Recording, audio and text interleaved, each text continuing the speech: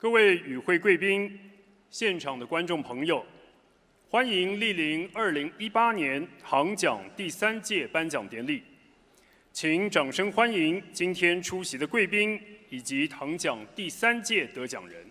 Distinguished guests, ladies and gentlemen, welcome to the 2018 Tang Prize Award Ceremony. Now, please join me in welcoming all of the distinguished guests and also the 2018 Tang Prize laureates. 牛津大学英国法教授保罗·克雷格 Professor of English Law, University of Oxford, Paul Craig.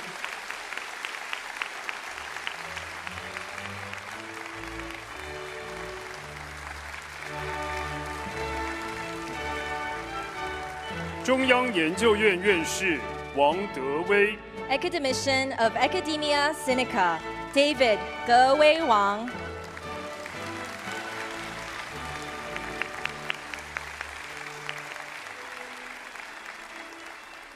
中央研究院院士龚行健 Academician of Academia Sinica, 龚行健。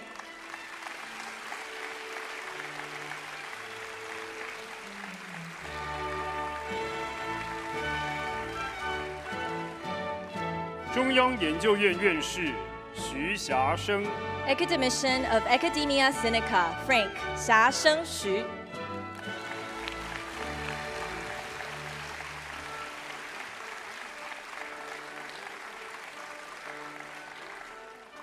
唐奖第1届法治奖得奖人奥比萨克斯大法官2014 Tang Prize laureate in Rule of Law, Justice Albie Sachs.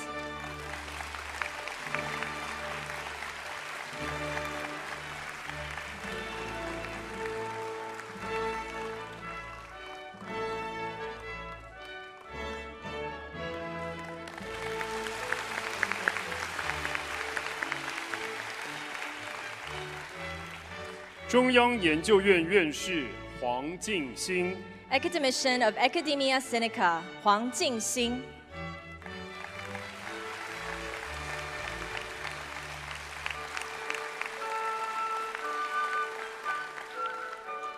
唐奖第1届生技医药奖得奖人本树佑2014 Tang Prize laureate in Biopharmaceutical Sciences, Tatsuku Honjo.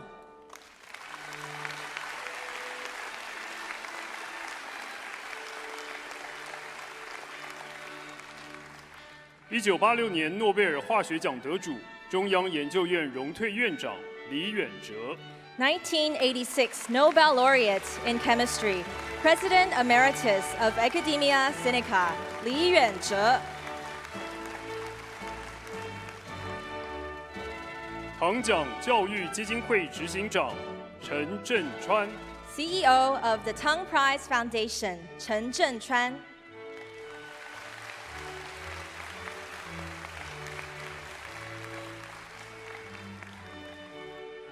俄罗斯工程院院长鲍里斯·古塞夫 President of Russian Academy of Engineering, Boris V. Gusev.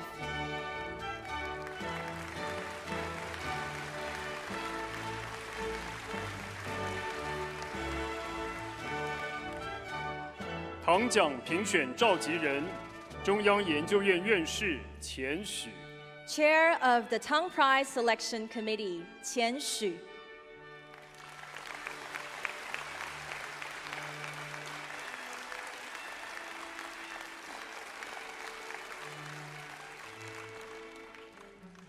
唐奖教育基金会创办人尹衍良博士 Founder of the Tang Prize Foundation, Dr. Samuel Ying.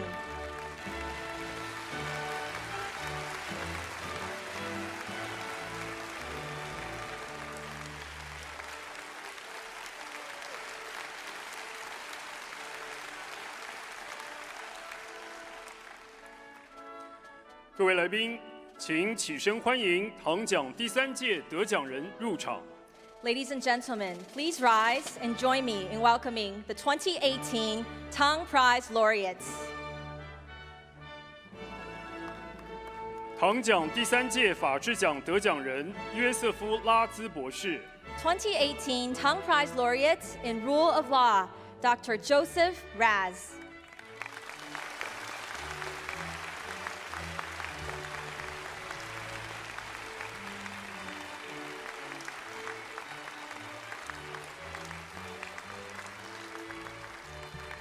唐奖第3届汉学奖得奖人斯波义信博士。2018 Tang Prize Laureate in Sinology, Dr. Yoshinobu Shiba.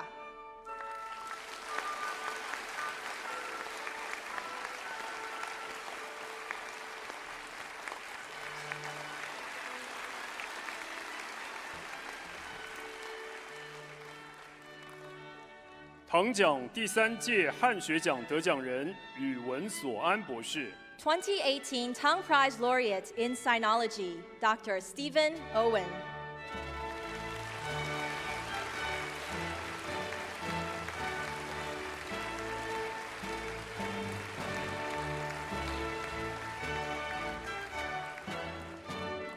唐奖第3届生技医药奖得奖人约翰·曼德森代表人杰夫·曼德森先生。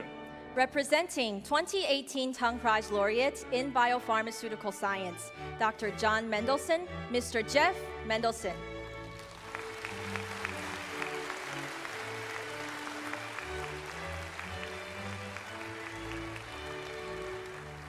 唐奖第3届生技医药奖得奖人布莱恩·德鲁克尔博士。2018 Tang Prize Laureate in Biopharmaceutical Science, Dr. Brian J Druker.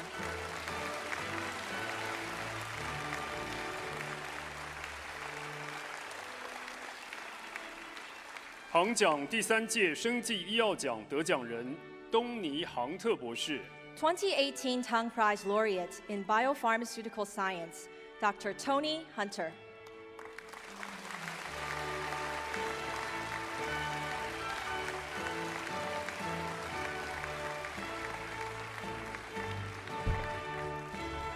唐奖第3届永续发展奖得奖人詹姆士·汉森博士。2018 Tang Prize Laureate in Sustainable Development, Dr. James E. Hansen.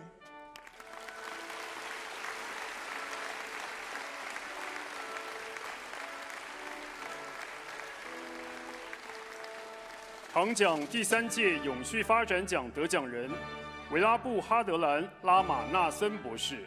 2018 Tang Prize Laureate in Sustainable Development, Dr. Veerabhadran Ramanathan.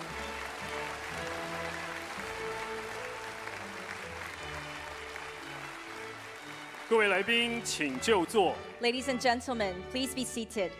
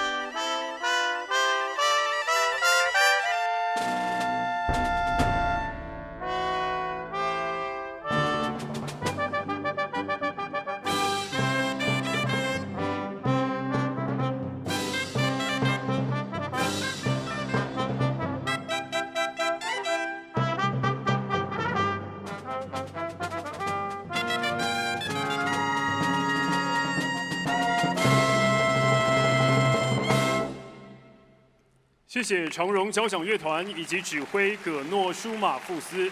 Thank you to the Evergreen Symphony Orchestra and conductor Mr. Gernot Schmaufus. 各位与会贵宾，现场的观众朋友，欢迎莅临2018年唐奖第3届颁奖典礼。唐奖的精神出自于盛唐之世。唐朝为东西方文明交汇、政治、经济以及科技发展的全盛时期。兼容各文化的胸怀和气度，正是唐奖所代表的精神。Distinguished guests, ladies and gentlemen, welcome to the 2018 Tang Prize Award Ceremony.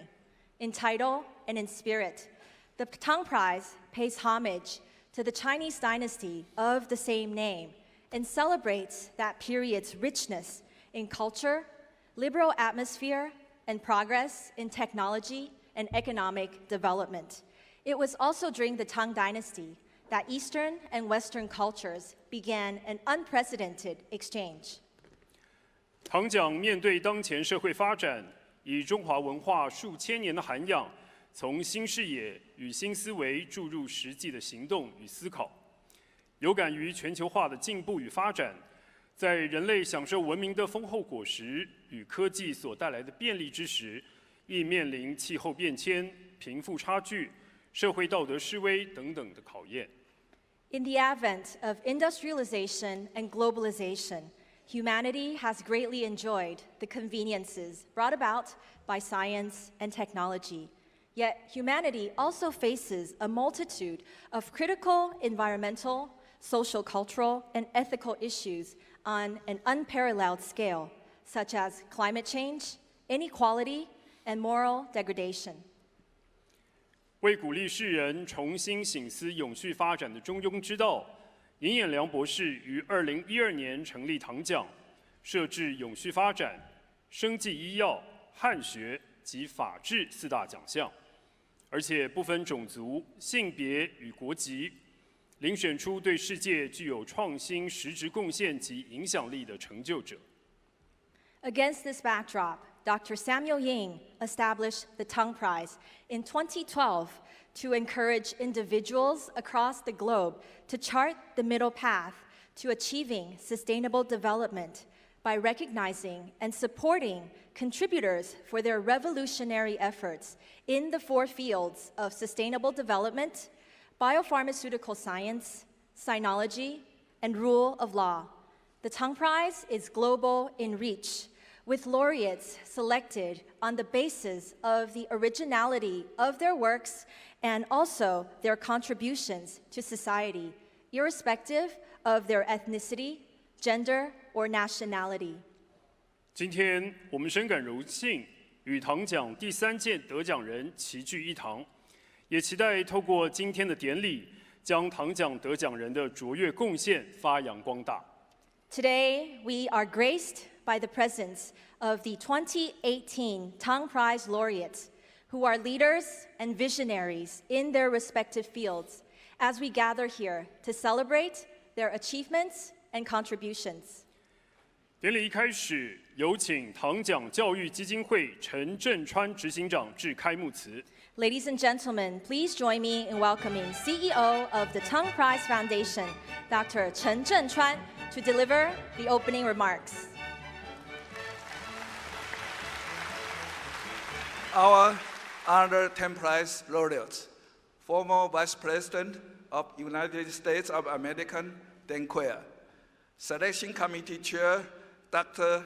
Chen Xun, Tang Prize founder, Dr. Samuel Ying, and distinguished guests, good afternoon. On behalf of the Tang Prize Foundation and its founder, Dr. Ying, I welcome you all to attending this awarding ceremony. Originating in the fertile traditions of Eastern thought, the Tang Prize was founded by Dr. Ying in December 2012, 6 years ago. The Tang Prize incorporates the 4 fields deemed most relevant to humanity's survival through the 24th century. Sustainable development examines the relation between human beings and the environment. Biopharmaceutical science is concerned with the issues of human disease and human health. Sinology looks deeply into Chinese culture and its contribution to human civilization. And the rule of law maintains social relations in pursuit of justice and the common good. We are not an old prize, though we are founded out of an old culture. In creating a theme for the 2018 Tang Prize, we were inspired by the ideas of the past and our hope for the future. Sparkling the future, this year's theme looks back to a line from the great Lenin, a classical text of Chinese thought. The line, 止于至善, says that one must continually push one's body and mind towards the goal of perfections. Only then can the highest virtue be attained and the highest good be done. Only then can both the individual and the society prosper. This concept reflects the intention of the Tang Prize, contribution to humanity. I would like to express our thanks to Dr. Chen Xun, academicians of Academia Sinica, and professor at the University of California, San Diego, who has graciously accepted our invitation to act as the chairman of the selection committee. The Tang Prize Selection Committee is composed of 4 separate committees, 1 per each award category. These committees invite respected scholars and institutions from around the world to submit nominees. Out of the many nominees this year, candidates with the most original and impactful contributions were chosen. 8 laureates will be awarded this year. Today, they are gathered here in this hall, and we will soon bestow on them this honor for their contributions that make the world a better place. We are now in the midst of a full week of events, including the present award ceremony, a banquet, a reception, and a concert. We have also arranged a series of lectures and forums throughout the island of Taiwan to reach both the professional and general public. And a Tang Prize exhibition just recently opened at the Chiang Kai-shek Memorial Hall, where visitors can more directly experience the scientific and the scholarly work of the laureates. We hope, through these diverse events, to inspire young people at all levels of education to follow their dream, because dreams lead to great contributions. Lastly, on behalf of the foundation and its founder, Dr. Yin, I thank our selection committee and all of those who have assisted us over the past years. Thank you for all being the driving force behind the development of the prize. And a special thanks to the former US Vice President, Tang for joining us here today. I wish you your health and happiness. Thank you. 谢谢陈执行长致辞，请回座。 Thank you, Dr. Chen. Please be seated. 唐奖的提名以及评选的重责大任由唐奖评选委员负责，以提名者的原创性、影响力以及对社会的贡献作为遴选标准。我们有请唐奖评选召集人、中央研究院院士钱许致辞。 Tang Prize nomination and laureate selection is conducted by the Tang Prize Selection Committee. Ladies and gentlemen, I now present to you Chair of the Tang Prize Selection Committee, Academician of Academia Sinica, Dr. Qian Xu.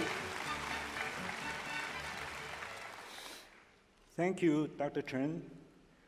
Tang Prize founder, Dr. Samuel Yin, the honored Tang Prize laureates, distinguished guests, ladies and gentlemen, it is indeed a great pleasure and honor for me to speak at this auspicious occasion of the 2018 Tang Prize ceremony.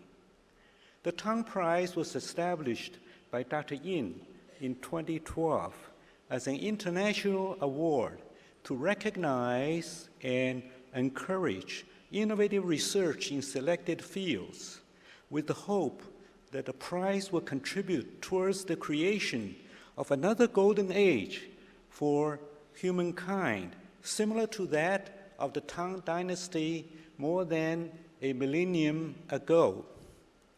The Tang Prize had a marvelous inauguration in 2014, followed by another tremendous success in 2016.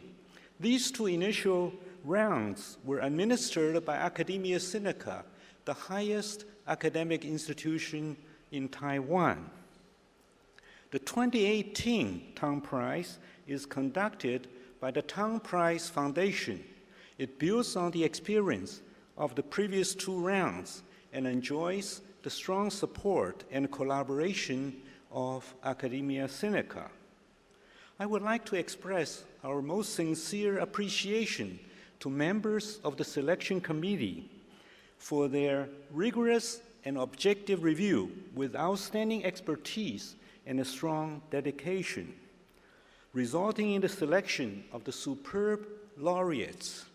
I also would like to acknowledge the staff members of the foundation, led by CEO Dr. Jesse Chen, for their wonderful work throughout the process, leading to this exciting Tang Prize Week. The highlight of this week is today's presentation of the 2018 Tang Prize to 8 truly outstanding laureates in 4 fields. The laureates for Sustainable Development, Drs. James Hansen and Veerabhadran Ramanathan, have conducted superb research to elucidate the scientific basis of climate change, and they have effectively advocated for actions that have contributed importantly to the sustainability of the human race. The laureates for Biopharmaceutical Sciences, Drs. Tony Hunter, Brian Druker, and John Mendelsohn, have made a landmark discovery of the role of protein tyrosine kinases in the genesis of cancer, and they have developed successful therapies against this dreadful human disease. The laureates for Sinology are Professors Steven Owen and Yoshinobu Shiba, who have made outstanding contributions, respectively, to Chinese classical poetry and Chinese socio-economic history. As leaders in Sinology, they have made major impacts and spread Chinese culture worldwide. The laureate for Rule of Law, Professors Joseph Rast, has made outstanding contributions to this field. He has deepened our understanding of the nature of law and the relationship between law and freedom and morality. These 8 superb laureates have made outstanding contributions to sustainability, health, culture, and justice, the 4 most important elements in human life and society. The laureates have implemented Dr. Yin's magnificent vision for the Tang Prize by capturing and amplifying the spirit of the Tang dynasty for the benefit of humankind in this modern era.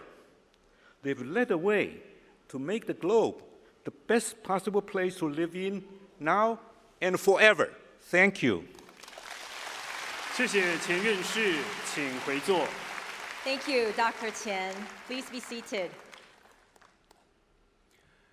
唐奖所奖助之永续发展奖项，旨在表彰对人类永续发展所做的特殊而重大之贡献，有指经由科学与技术的创新与发展所缔建的贡献。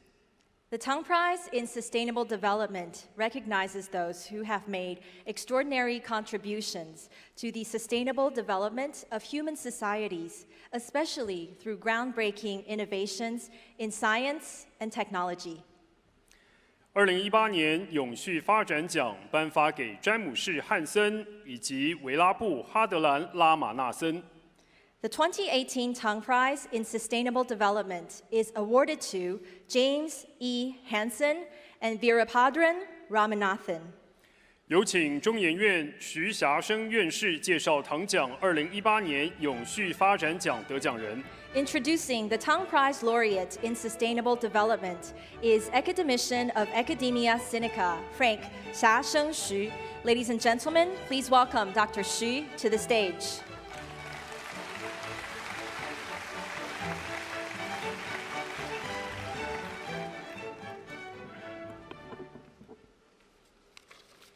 Good afternoon, ladies and gentlemen.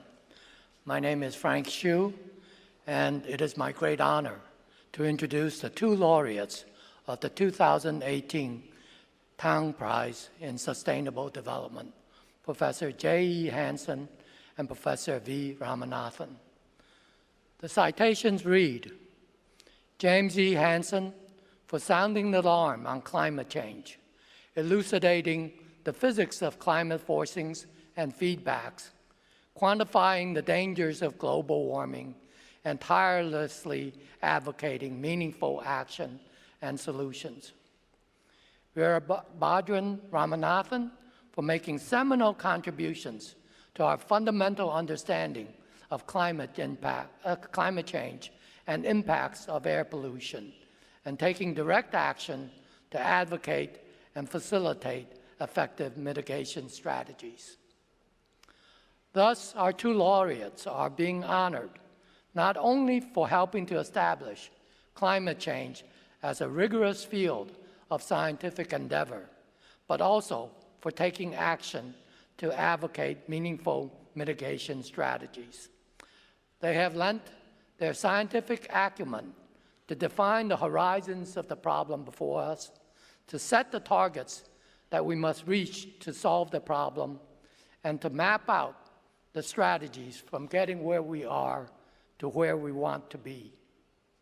Both laureates are realists in their recognition that the solutions require not only technological innovation, but also political and social action. For example, Hansen has joined a lawsuit brought by 21 youngsters against the US government's endangerment of the futures of their generation and their descendants by inaction on climate change. On July 20th of this year, the US Supreme Court denied the federal government's request to halt the climate lawsuit. So the chances are good this case will go before the US Supreme Court. In California, Ramanathan recently started a coalition for climate change solutions that has the support of Governor Jerry Brown. In India and Kenya, Ramanathan led Project Surya, which reduces the emission of soot particles from cooking with biomass-based fuels. These are individual actions that cumulatively have an enormous impact on the health and lives of current and future generations of humans around the world. For their science and for their humanity, Hansen and Ramanathan are truly deserving winners of the 2018 Tang Prize in Sustainable Development. Thank you. 谢谢徐院士，请回座。 Thank you, Dr. Xu. Please be seated. 接下来，请观赏唐奖永续发展奖2位得奖人的介绍短片。 Ladies and gentlemen, now a video about the Tang Prize laureates in Sustainable Development.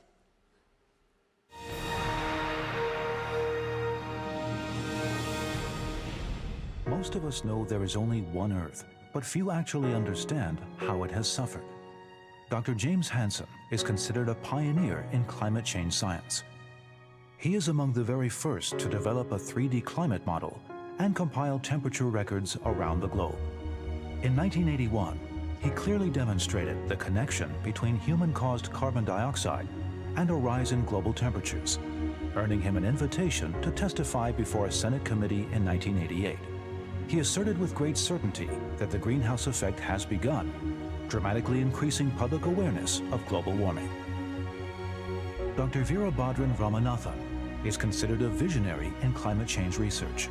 He was the first to discover that CFCs, widely used as refrigerants, are non-CO2 super greenhouse gases.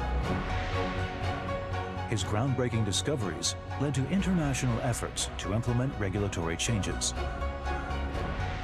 In the 1990s, Dr. Ramanathan led a large-scale field experiment discovering atmospheric brown clouds, which have a global dimming effect and health consequences. 30 years have gone by, and all of Dr. Hansen's predictions have come true. He feels he needs to make it more clear to the public. No one is more supportive than Mrs. Hansen. He made up his mind to make the story as clear as can be, and no one is going to stop him. Now he's helping a group of young children fight for their future through legal means. Growing up in an impoverished village in India, Dr. Ramanathan has always been troubled by the injustice of climate change. Sharing the same roots, Mrs. Ramanathan could not agree more. The top 1 billion is responsible, but it's the bottom 3 billion that actually suffer the consequences of climate change. That's where Pope Francis got into the game. Now he continues working on Project Surya, an initiative he founded whose mission is to help the poor use clean energy. For these two proud grandfathers, global warming is not just a scientific issue, it is also a moral issue. They both hope to leave future generations a sustainable planet, the place we call Earth.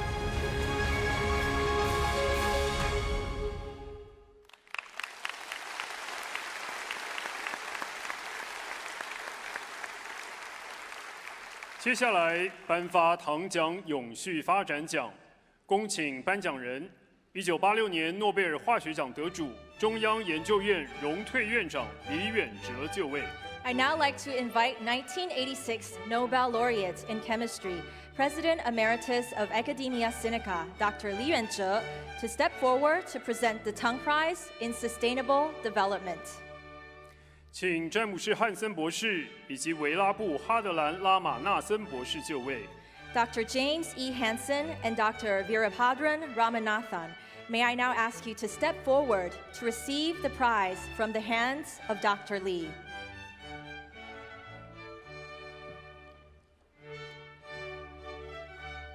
恭请李院长颁发奖章给詹姆士·汉森博士。Dr. Li, please present the Tong Prize Medal to Dr. James E. Hansen.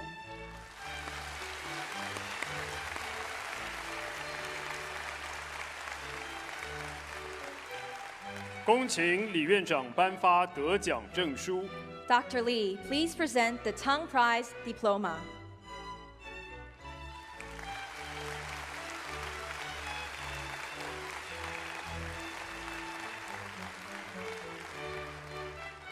恭请李院长颁发奖章给维拉布·哈德兰·拉马纳森博士。Dr. Li, please present the Tong Prize Medal to Dr. Veerabhadran Ramanathan.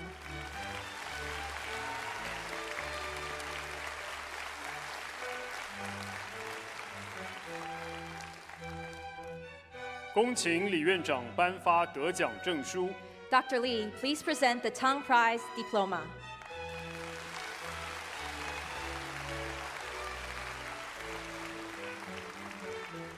请颁奖人及2位得奖人共同合影。We would like to invite the award presenter and the 2 laureates for a group photograph.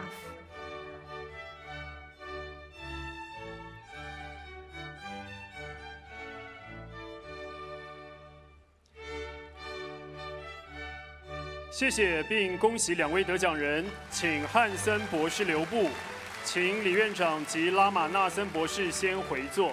Thank you and congratulations. Dr. Hansen, please remain on stage. Dr. Li and Dr. Ramanathan, please be seated.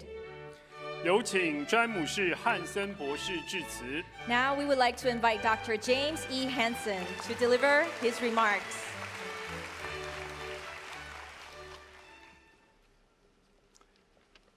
I am grateful to the Yin family and the Tang Prize Foundation and its selection committee for the honor and the opportunity that the Tang Prize in Sustainable Development provides.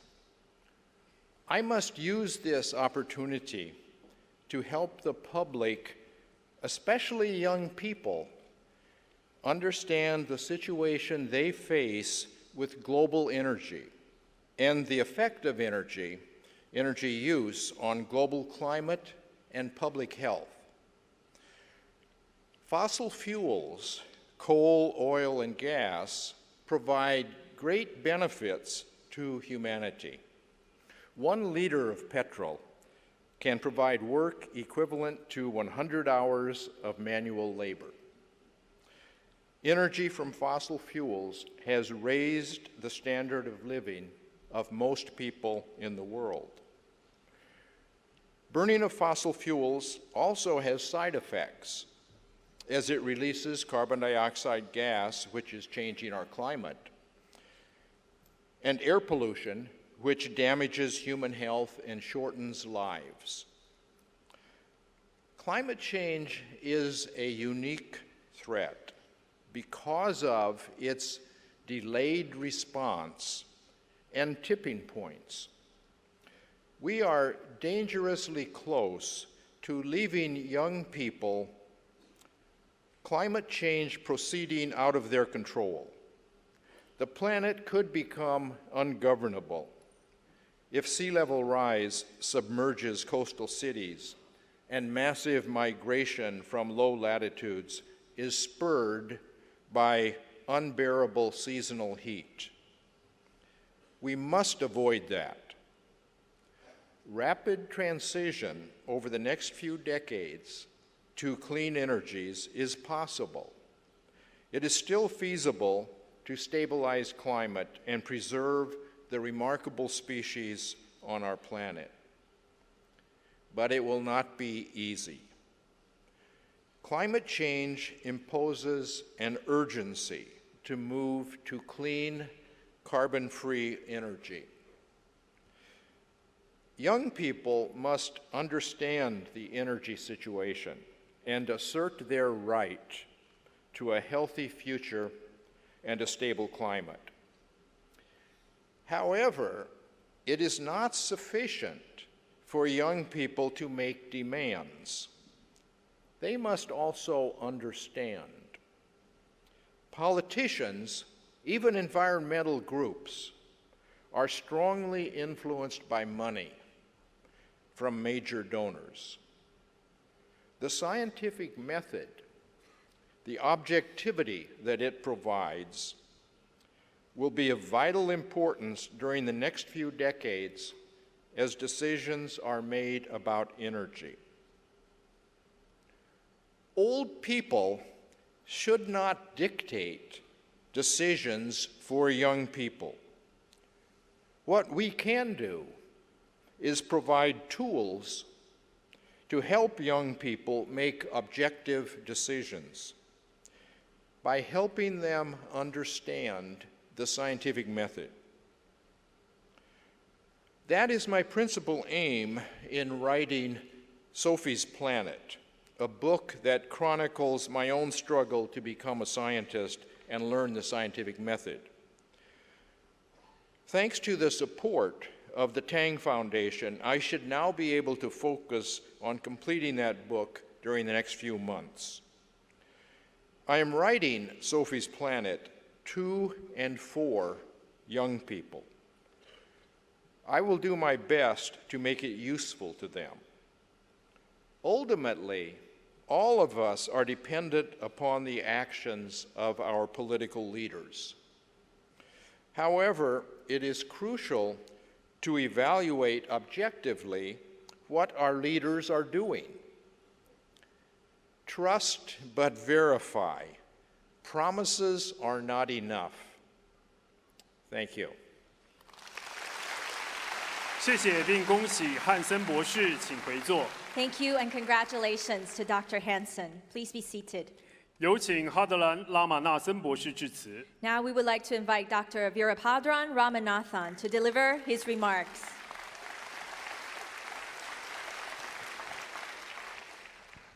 What a great honor it is for me to receive this prize from Professor Lee Enze. We worked together at the Vatican Academy of Science, and I've come to admire him tremendously. It also fills me with great joy to see this great nation of Taiwan and its leaders from industry, academia, and civil society give so much respect for science and celebrate scientific achievements in this magnanimous way. Just thank you. And also, it's a special honor for me to get this award given by a nation, Asia, the continent in which I was born. Although only a few years since inception, the Tang Prize, the Tang name, is being heard far and wide. Just to give you one example, a very good colleague of mine, member of the Royal Swedish Academy of Sciences, he votes for the Nobel Prize. When the prize was announced, he sent this following email message to his colleagues. He said, Bolin lecturer Ramanathan has won the Asia's Nobel Prize. That is what even the Swedish Nobel laureates respect us. I'm very, very grateful to Dr. Samuel Yin, the Tang Foundation, and its effusive and energetic CEO. And so with that, I just want to give you a little bit of background of my life. Coming to this great city of Taipei is a long journey for me from my own small town in South Asia. My journey, which started there in 1944, brought me to New York in 1970. I went to the United States for only one single purpose: to enjoy the good life of Americans. But however, many singular events found myself working in the physics of the greenhouse effect. One of the most important singular events for me was marrying my wife, Giri. And just to tell you how much impact she has had in my life, I wouldn't be standing here without her help. So I want to say, behind every great woman, there is a man who was able to achieve his potentials.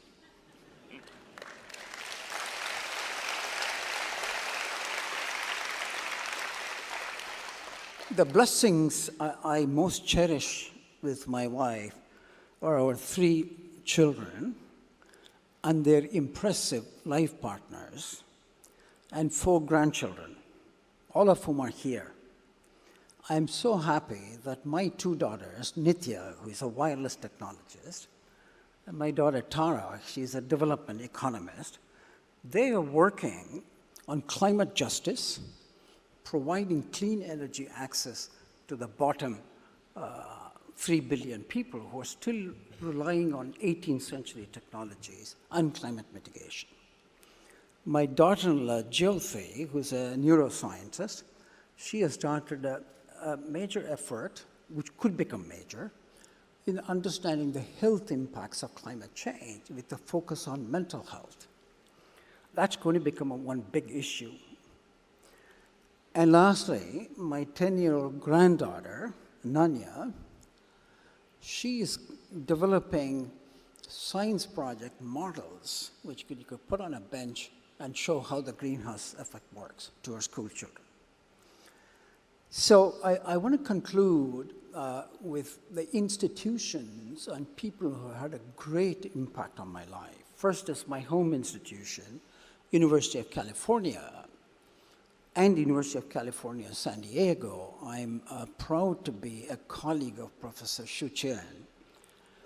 Supported by University of California, I led a team of 50 top academics from all the 10 campuses, and we published a report called 10 Solutions to Bend the Curve of Climate Change. This report evolved into a course for undergraduates, all majors, humanities, social science, natural science, and we are teaching it in 7 colleges in California. Now we are taking it to the rest of the nation, negotiating with colleges in Omaha, Nebraska, Texas, and other places where climate change is still not accepted. I'm extremely happy to tell you I had discussions with top leaders from National Taiwan University, and there's going to be a joint collaboration with NTU and University of California system to take this course to young people in Taiwan. The next thing I want to mention is that I'm a member of the Vatican Pontifical Academy of Sciences, and this membership was giving me an opportunity to brief personally to Pope Benedict and now to Pope Francis. And the respect for science, just like your great nation, is so much that Pope Francis appointed me as a science advisor to his delegation to the Paris summit. Imagine that. I'm not a Catholic, I'm not even a Christian. In fact, a Vatican newspaper carried a story, the Pope and his Hindu scientist. Likewise, I discussed with our Governor Jerry Brown. He is an amazing human being. He has such a respect for science that he has implemented in California since last 4 years what myself and my colleagues have advised him how to bring down our emissions. Lastly, I'm infinitely grateful to the United Nations Environment. Its then head of the UN Environment, Klaus Topfer, formed this atmospheric brown clouds project to research on air pollution, how it spreads and how it impacts climate. That ABC, or atmospheric brown, has membership from China, leading institutions, China, Korea, Japan, India, many European nations. That project is still going on. That United Nations environment, based on the results from our atmospheric brown clouds project and others, have started a coalition called Climate and Clean Air Coalition. In part, Hillary Clinton, Secretary of State, helped this. Now there are 67 nations working hard to bring down what we call super pollutants like methane, hydrofluorocarbons, ozone, and black carbon. The thing about that is if the entire world joins that coalition, brings down these super pollutants, there is a likely, at least 50% probability, we can cut down the rate of warming by half. I'm going to talk about this science tomorrow in the lecture. Last but not least, for all those here, it is still not too late to mitigate climate change. We have already committed to what I think is potentially dangerous climate change, but we can avoid the worst consequences by acting now. First, of course, this prize is for sustainable development. So I want to conclude with what I think was just such an insightful statement on sustainability. This was made 3,000 years ago in the Sanskrit Vedic literature. So let me conclude with that. O Mother Earth, mountain-breasted, ocean-girdled, forgive me for trampling on you. Thank you. 谢谢并恭喜拉玛纳森博士，请回座。 Thank you and congratulations to Dr. Ramanathan. Please be seated. 唐奖所讲述之生技医药领域，表彰具原创性之生物医学及药物研发之科学研究，对于重要疾病之预防、诊断及治疗有明确之影响。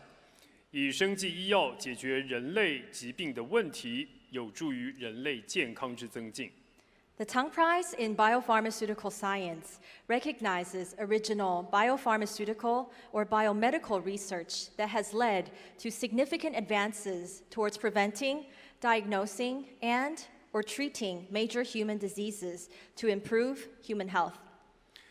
2018唐奖生技医药奖颁给东尼·杭特、布莱恩·德鲁克尔以及约翰·曼德森。 The 2018 Tang Prize in Biopharmaceutical Science is awarded to Tony Hunter, Brian J Druker, and John Mendelsohn.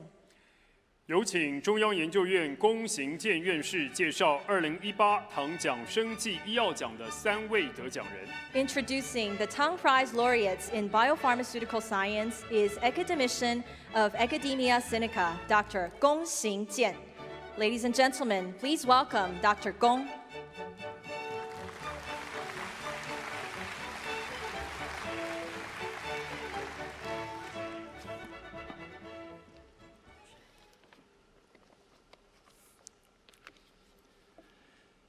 It is my great honor to introduce this year's recipients of the Tang Prize in Biopharmaceutical Science. They are Dr. Tony Hunter of the Salk Institute, Dr. Brian Druker of the Oregon Health and Science University, Dr. John Mendelsohn of the University of Texas, MD Anderson Cancer Center. Cancer is a dreadful disease that affects many, including our families and close friends. It has always been our dream that someday cancer can be conquered. Today, we are honoring 3 extraordinary scientists who have made this dream possible.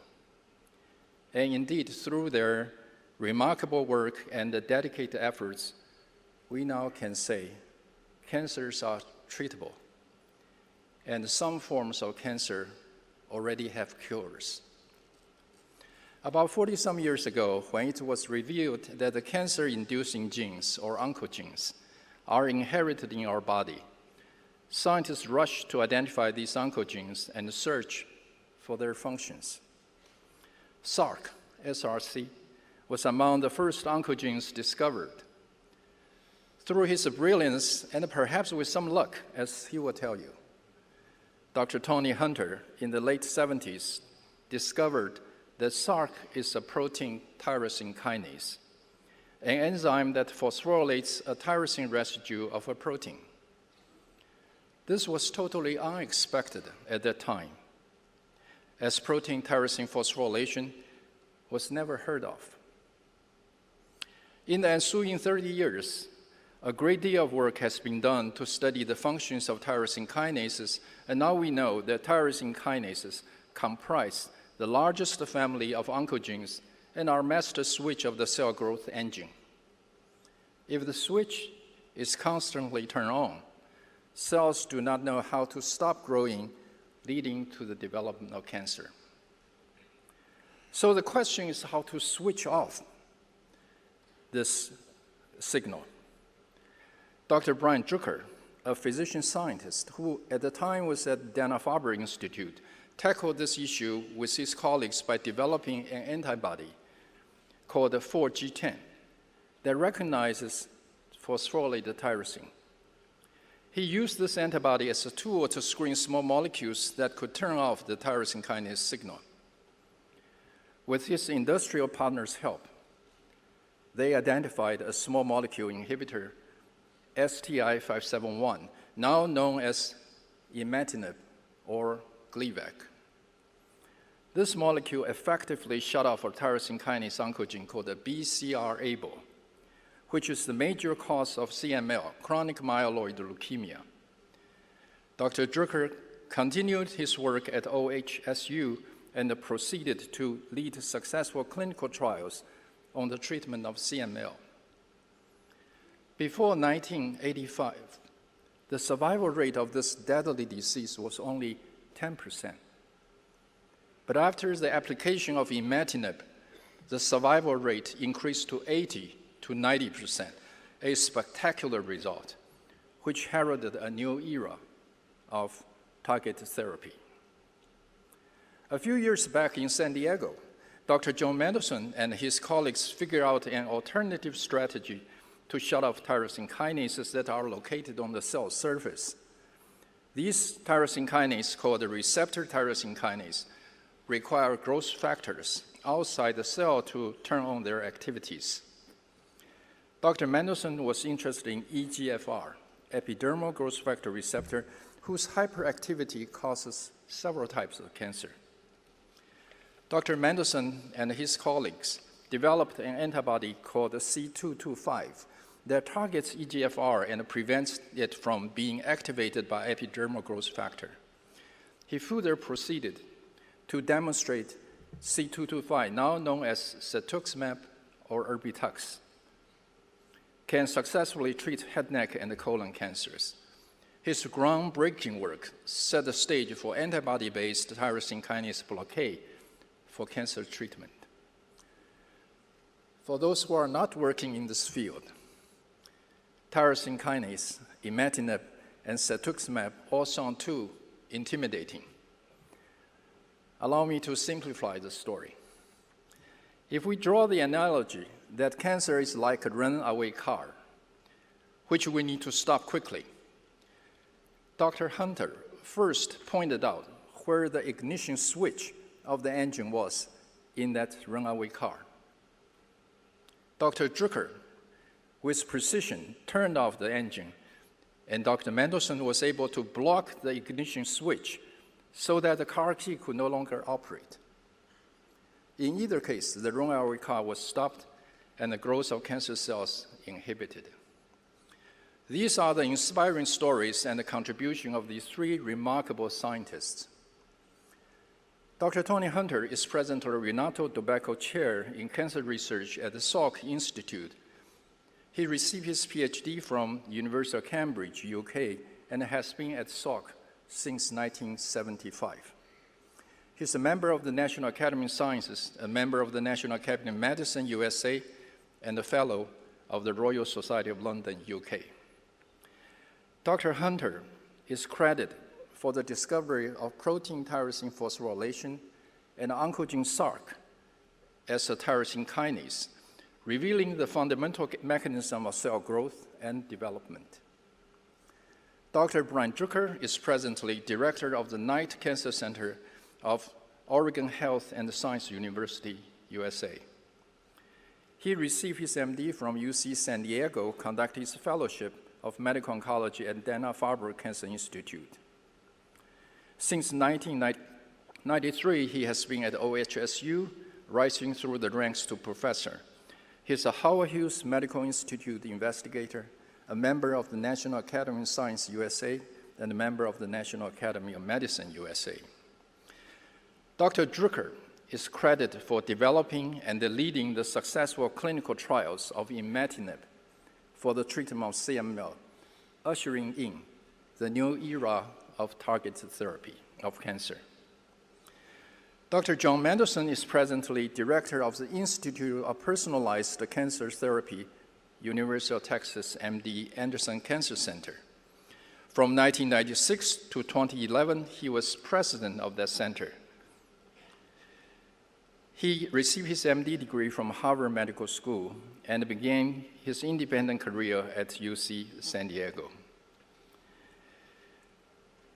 He moved to MD Anderson and has been there since. He's a member of the National Academy of Medicine and a member of the Royal Netherlands Academy of Arts and Science. He's credited for the development of antibodies targeting EGFR and the successful clinical application of cetuximab in the treatment of colon and head neck cancer.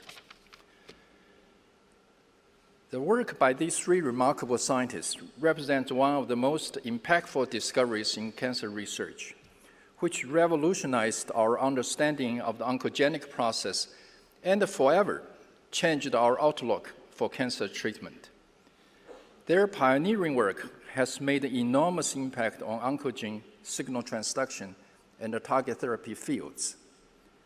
Their stories also provide a shining example of how innovative and brilliant basic science can lead to successful biopharmaceutical and clinical application with great benefits to mankind. That is the true spirit of the Tang Prize in Biopharmaceutical Science. For these breakthrough accomplishments, we congratulate Dr. Tony Hunter, Dr. Brian Druker, and Dr. John Mendelsohn. Thank you. 谢谢龚院士，请回座。 Thank you, Dr. Gong. Please be seated. 接下来，请看唐奖生技医药奖3位得奖人的介绍短片。Ladies and gentlemen, now a video about the 2018 Tang Prize laureates in Biopharmaceutical Science.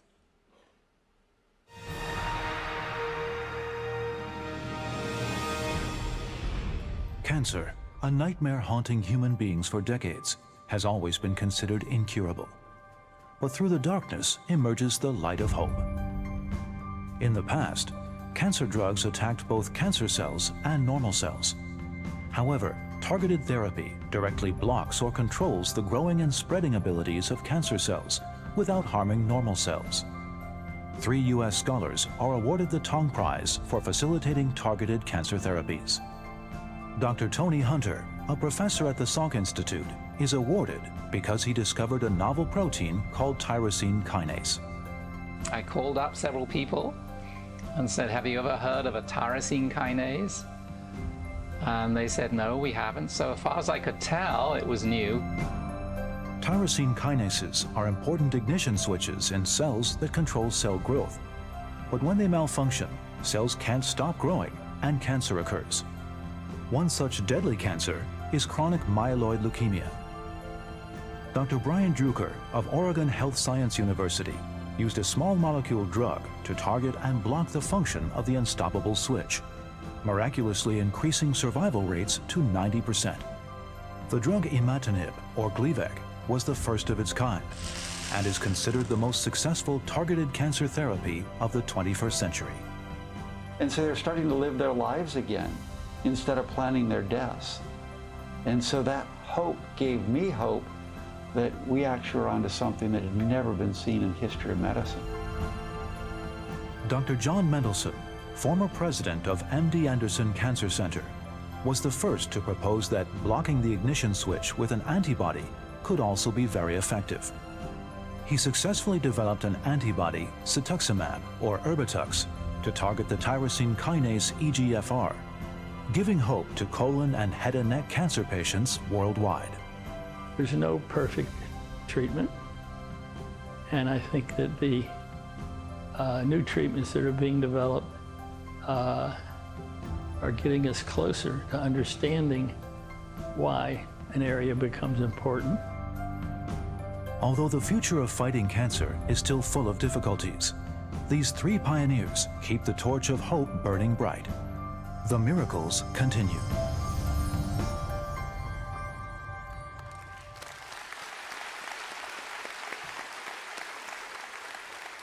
恭请唐奖第1届生技医药奖得主本树佑教授就位，颁发唐奖生技医药奖。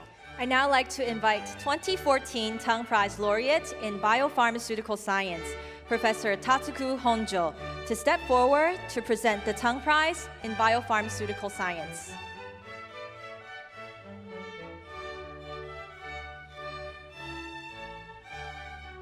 请东尼·杭特博士、布莱恩·德鲁克尔博士以及约翰·曼德森博士代表人杰夫·曼德森先生就位。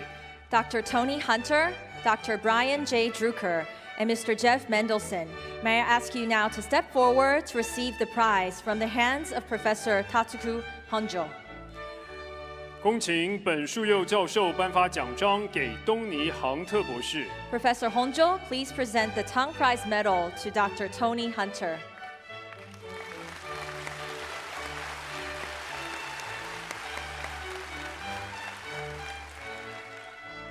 恭请本树佑教授颁发得奖证书。Professor Honjo, please present the Tang Prize diploma.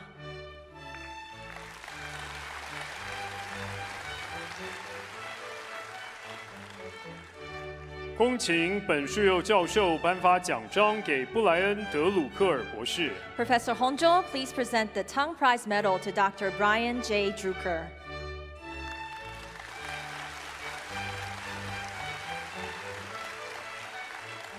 恭请本树佑教授颁发得奖证书。Professor Honjo, please present the Tang Prize diploma.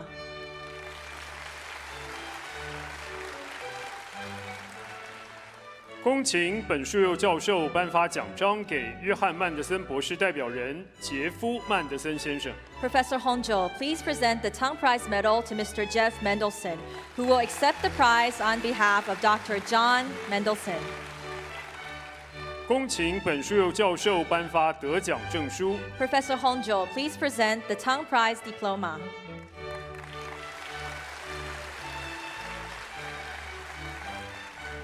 请颁奖人以及3位得奖人共同合影。We'd like to invite the 4 guests on stage for a group photograph. Professor Honjo, we would like to ask you to remain on stage for a group photograph. "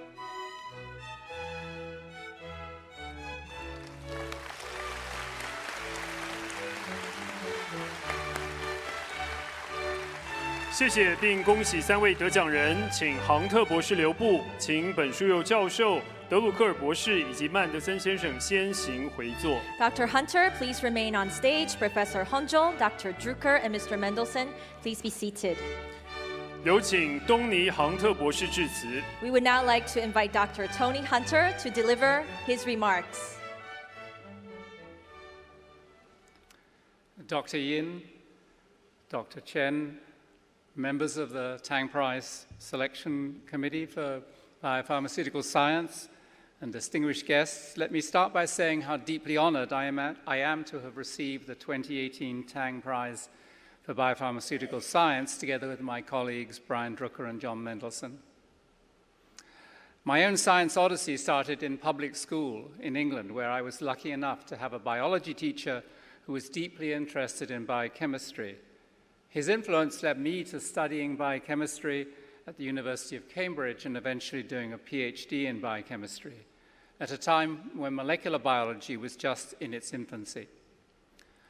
I must admit, I didn't start out with a burning desire to cure cancer, but for personal reasons, I moved to the Salk Institute in La Jolla, California, to do postdoctoral studies on polyomavirus, a small DNA tumor virus that causes cancer in rodents and transforms cells in culture into cancer cells. By studying how this simple virus with only 6 genes causes cancer, we hope to gain a deeper understanding of human cancer.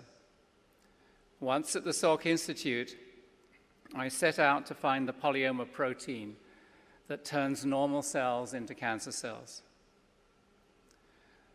Like many scientific discoveries, there was an element of serendipity in the way I stumbled on tyrosine phosphorylation in 1979. At the time, we just identified the polyoma protein that initiates tumors, but had no clue how it did so. However, a second tumor virus, Rast sarcoma virus, had just been found to transform cells by making an enzyme called a kinase that attaches phosphate to proteins, and this led me to check if the polyoma protein had a similar kinase activity. To our delight, we found that it did. Next came the routine test of whether our enzyme attached phosphate to serine or threonine, which at the time were the only amino acids in proteins known to accept phosphate. This meant breaking up the protein into single amino acids and separating them on a cellulose-coated plate by applying an electric current. The night I did the first experiment, it was late, and I was too lazy to make up a fresh lot of the necessary buffer solution and reused an old one. To my amazement, a new phosphorylated amino acid was revealed, which wouldn't have happened if I had used fresh buffer. Sometimes there's a virtue in being lazy. I didn't know what this new phosphorylated amino acid was, but here my biochemical training came in useful, and I remembered that tyrosine, like serine and threonine, had a hydroxyl group to which phosphate could be attached. My guess was right. The mystery compound proved to be phosphotyrosine, and a new type of protein kinase was born. The discovery of tyrosine phosphorylation was totally unexpected, but the scientific community quickly accepted this new idea. Indeed, by the end of 1980, we knew of 4 tumor viruses that make use of tyrosine kinases to cause cancer, and that normal cells use tyrosine phosphorylation as a switch to turn on proliferation in response to growth signals. In other words, tumor viruses have found a way to exploit normal cellular machinery to cause cancer. Quickly, human oncoproteins with tyrosine kinase activity were found, and this prompted scientists first in academia and then in pharma to develop inhibitors of oncogenic tyrosine kinases. The first success was Gleevec, as you've heard, a small molecule inhibitor of the overactive BCR-able tyrosine kinase that causes chronic myeloid leukemia. Gleevec was approved in 2001 with Brian Druker playing the key role.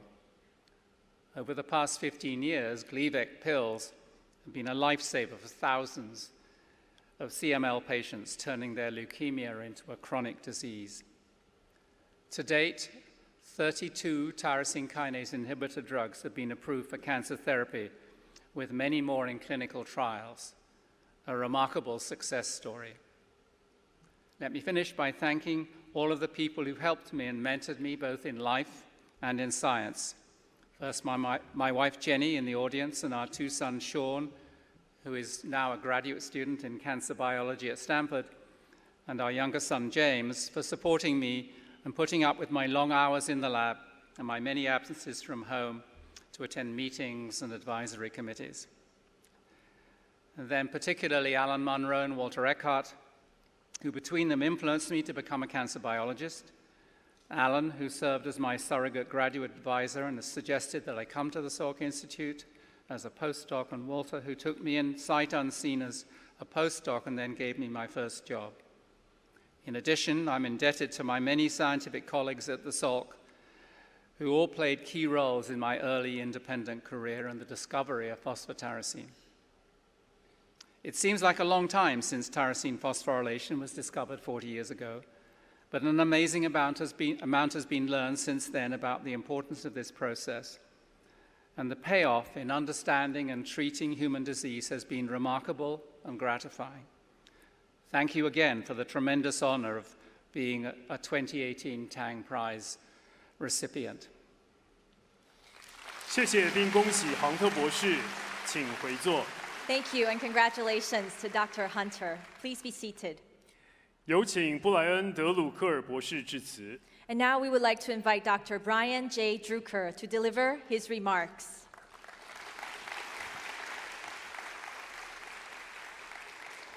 Thank you. I would also like to thank the Tang Prize Foundation and members of the selection committee for this prestigious honor. And I'd also like to give a special thanks to Kong Shin-jen for his support and friendship. I would also like to thank my wife Alex, my 3 children, Holden, Julie, and Claire, who unfortunately were unable to join us this evening.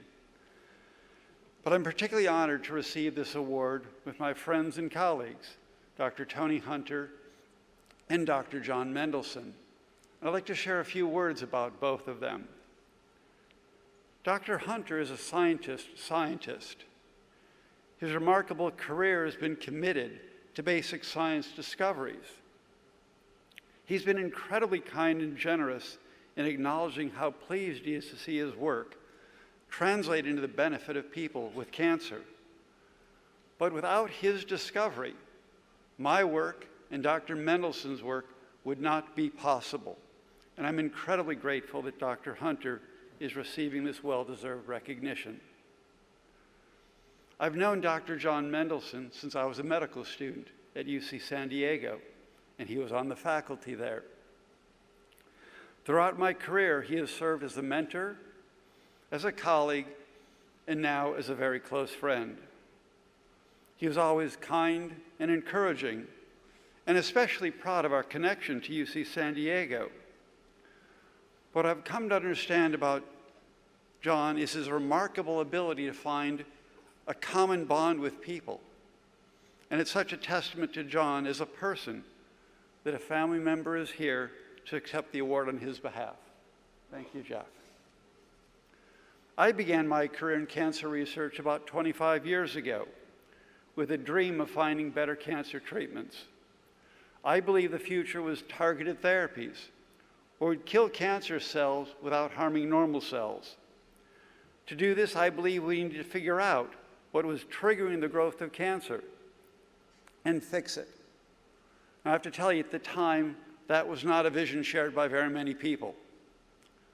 The project I worked on faced many hurdles, including convincing a large drug company to go to clinical trials. But I wasn't just a researcher isolated in a lab. I was a doctor, and I had patients who desperately needed this drug to live. In 1998, just 20 years ago, we started the clinical trials with this once-a-day pill. And within 6 months, every single one of our patients had their blood counts return to normal. Today, patients who once had a life expectancy of 3 to 5 years are now expected to live a normal lifespan. With Gleevec, we've turned a fatal cancer into a manageable disease. But what this really means can best be summed up by one of my patients, Jim Mills. He was diagnosed with leukemia in 1997 and was miserable on his treatment regimen. In 2001, he was begun on Gleevec, and he made the most of his next 17 years. He and his wife traveled extensively. He got to see all 4 of his children graduate from high school. 2 of his grandchildren graduate from college, and one of them is now up to business right here in Taipei. And I'm honored to have their family here with me tonight. Martin Luther King Jr. once said, "Faith is taking the first step even if you can't see the whole staircase." It's the faith of my patients and their families that have inspired and fueled my research.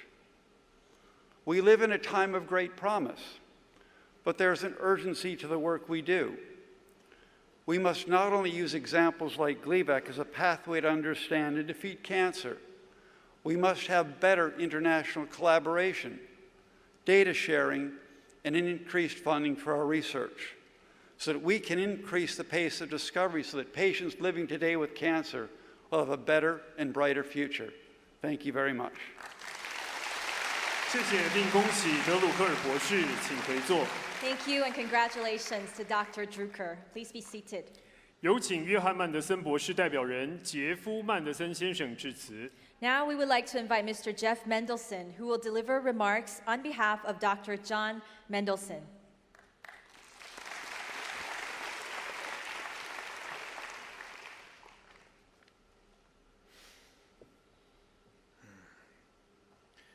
I'm honored to receive the Tang Prize for Biopharmaceutical Science on behalf of my father, Dr. John Mendelsohn. He would have loved to be here. The spirit of the Tang Prize is deeply aligned with his values. He has a profound, curious mind, and he would have enjoyed conversations with all the laureates about law, Chinese culture and history and poetry, sustainable development and climate change, and of course, medicine and biopharmaceuticals with his dear friends and colleagues, Tony Hunter and Brian Druker. Thank you to the Tang Prize Foundation and to the selection committee for recognizing my father's contribution to improving human health through applied science. Thank you to Dr. Yin for establishing the Tang Prize and its mission of creating a brighter future for all humanity. The depth of your commitment is so clear to me. Thank you.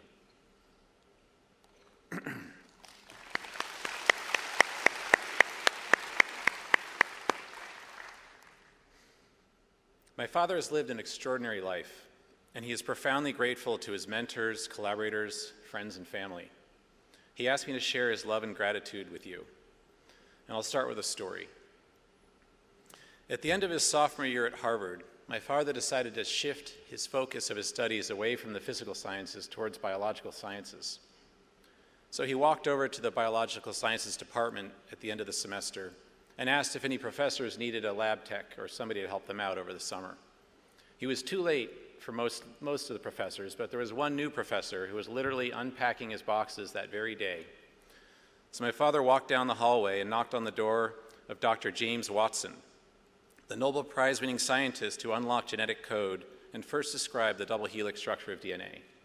And fortunately, he answered the door and said yes. My father learned a lot from James Watson. Watson taught my father to think big, to formulate well-designed hypotheses, and investigate them with well-designed scientific experiments. But perhaps most importantly, Watson suggested that my father consider pursuing an MD rather than a PhD.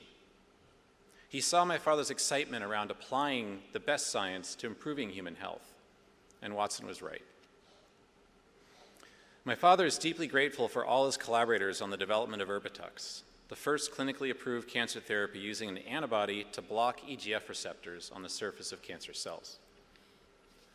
First, a thank you to fellow laureate Tony Hunter for his pioneering work in the field of cellular regulation that made my father's work possible. Thank you to Gordon Sato, my father's primary collaborator at UCSD. Gordon and my father came up with the hypotheses together, designed the experiments together, and had success together. Thank you to Dr. Kawamoto and Dr. Masui, two postdocs who spent countless hours in the lab doing the essential bench work and co-authoring some of the most important findings. My father extends his thank you to all the students, postdocs, and lab techs that do the bulk of the work. Thank you to the team at ImClone that raised millions of dollars to fund the development of Erbitux, eventually winning FDA approval. They built the entire company around this one product for many years, and we're very fortunate that they did that. My father wishes to share his love and gratitude to his wife, my mother, Ann Mendelsohn, who was a working scientist doing research at Polaroid when my father was still in medical school. She supported him every step of the way of his career, especially as he shifted his focus from science to administration and started running cancer centers. She played a huge role in his success. And I can tell you from firsthand experience, they are a great couple and have been deeply in love for 58 years since marriage. Thank you to Dr. Ki Hong and to the many researchers and clinicians at MD Anderson for their profound contribution to research, clinical trials, and for the opportunity to lead that institution. Finally, my father would like to leave you with some insights and words of wisdom that have served him throughout his life. First and foremost, success in applying science to human health comes through collaboration, bridging worlds, from basic science to big business, to governmental organizations, to health institutions, to philanthropists. His life work is as much about this as the science itself. He lived his life according to these two principles. Live each day so as to look forward with the greatest hope and the least regret. And finally, the last two words in the book, Howard's End, only connect. Thank you. 谢谢曼德森先生，请回座。 Thank you, Mr. Jeff Mendelsohn, and congratulations to Dr. John Mendelsohn. 各位贵宾，接下来由长荣交响乐团为您带来音乐表演《维瓦蒂春》，选自《四季》。 Now, ladies and gentlemen, we have the great pleasure of presenting to you the Evergreen Symphony Orchestra.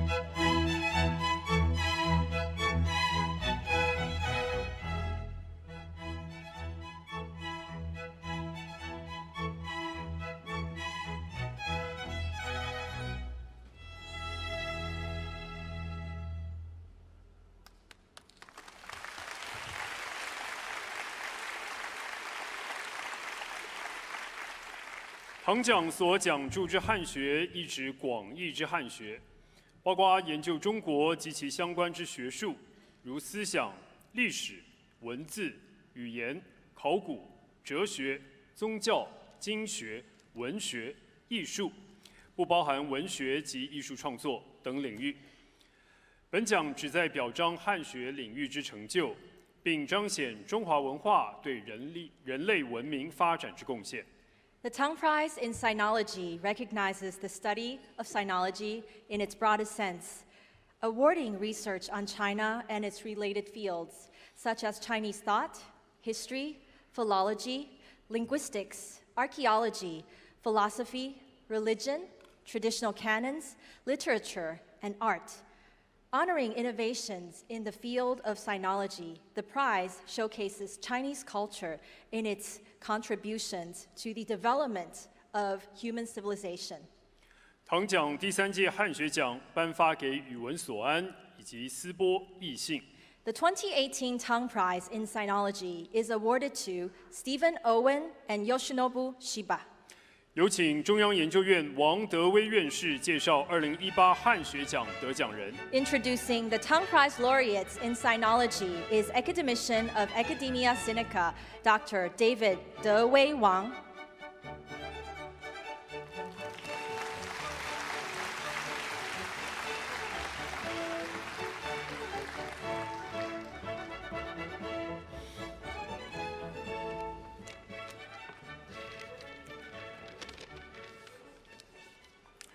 Good afternoon, ladies and gentlemen.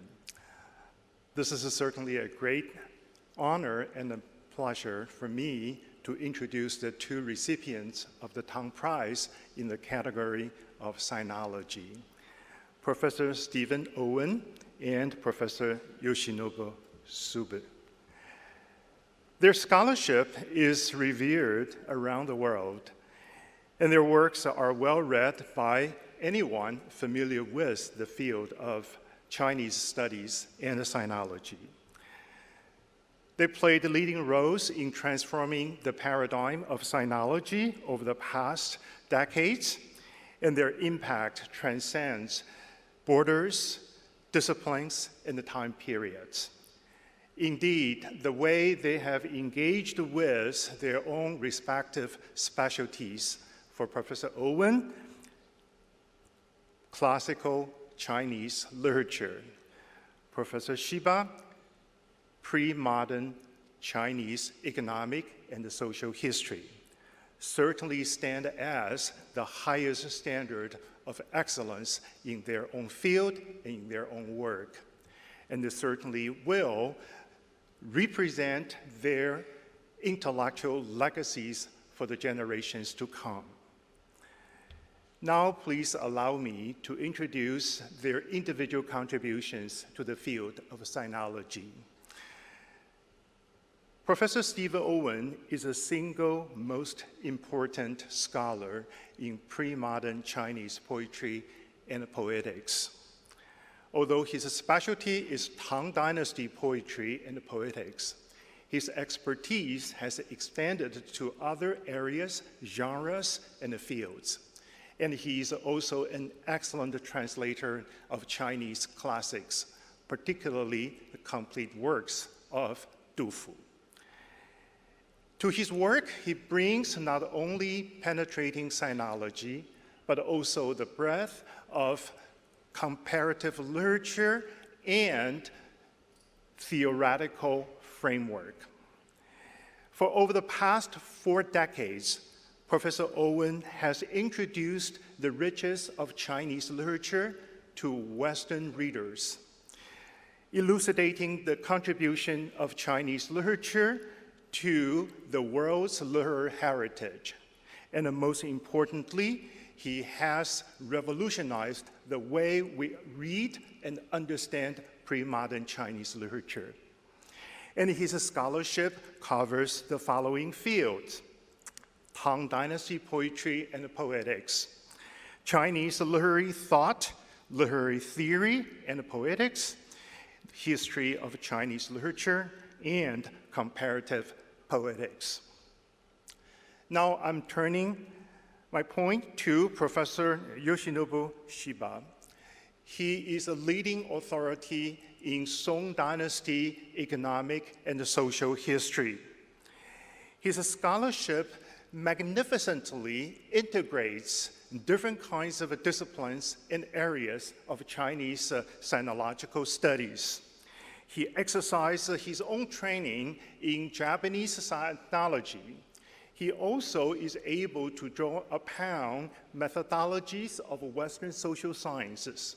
And of course, most importantly, he is an expert in doing research along the line of traditional Chinese archival studies.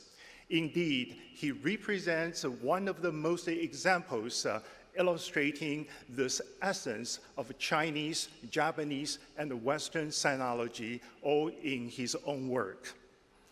One of the major questions Professor Shiba has been continuously raised has to do with how the rise and the development of commerce in Song Dynasty has continuously affected subsequent generations and different civilizations within China and the Chinese dynasties.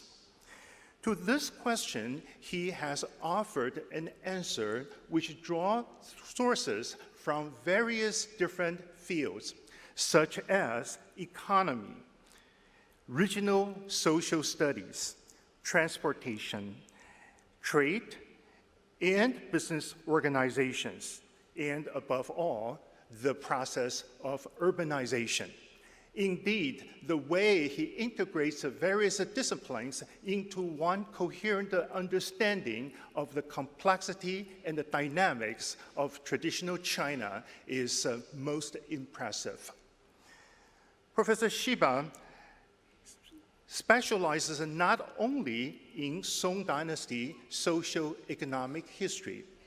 His scholarship also extends to other areas, such as integration of regional history and economic interactions within the everyday life, urban history of China, and above all, overseas Chinese studies. And in that capacity, he has done extensive research about Taiwan, particularly the ancient city of Tainan. So he definitely has very close ties to this island and this society. Professor Owen and Professor Shiba represented the best exemplars of traditional Chinese studies and sinological studies at its highest standard. Their scholarship, their dedication, their vision, and their impact will inspire younger generations in the ages to come. Today, on this auspicious occasion, we wanted to express our sincere gratitude to their work, and we congratulate them on receiving such a great honor of the Tang Prize. Thank you very much. Thank you. 谢谢王院士，请回座。 Thank you, Dr. Wang. Please be seated. 请观赏唐奖汉学奖2位得奖人的介绍短片。 And now, ladies and gentlemen, a video about the Tang Prize laureates in sinology. 恰似一江春水向东流。 Steven Owen is a leading scholar on Tong poetry and classical Chinese literature. He published monographs that offer insight into Tong poetry, as well as anthologies on the history of Chinese literature. His anthology of Chinese literature is a stepping stone into the field for Western students. Through Tong poetry, he has offered a new lens into understanding Chinese culture and society. I like Tong because Tong is the world where you go, that moment when Chinese poetry went from being a court-centered, very formal thing, to a generally widely shared social practice that really helped, if we think of what a one-man is. Jointly awarded the Tong Prize in Sinology with Steven Owen is Yoshinobu Shiba, who has devoted himself to the study of Chinese social economic history, especially that of the Song. Meticulously analyzing a range of historical materials, he offers a comprehensive portrayal of the Chinese economic revolution. Each of his books is pathbreaking, and his research integrates the rigorous tradition of Japanese sinology with the research methods of the Western social sciences. 私やってる商業誌なんていうのはそういうことを言ってる人たちに反抗してるみたいな立場なんで、それで例えば外国行ってある程度認められたんだけども、国内では紹介されない。From social economic history to the history of the overseas Chinese, Shiba's scholastic achievements and scope of influence far exceed his area of research. He's carved out a new approach for future scholars. And Steven Owen, through his interpretation, helps readers not only see how beautiful Chinese literature is, but also gain a deeper understanding of the evolution of Chinese culture and society. This honor is truly well-deserved for what they have accomplished. 恭请中央研究院黄敬兴院士就位颁发唐奖汉学奖。 I'd like to invite academician of Academia Sinica, Dr. Huang Jingxing, to step forward to present the Tang Prize in Sinology. 请语文所安博士、斯波义信博士就位。 Dr. Steven Owen and Dr. Yoshinobu Shiba, please step forward to receive the prize from the hands of Dr. Huang.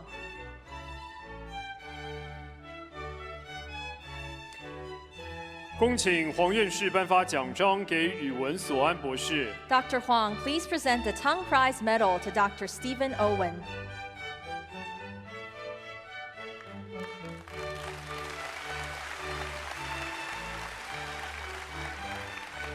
恭请黄院士颁发得奖证书。 Dr. Huang, please present the Tang Prize diploma.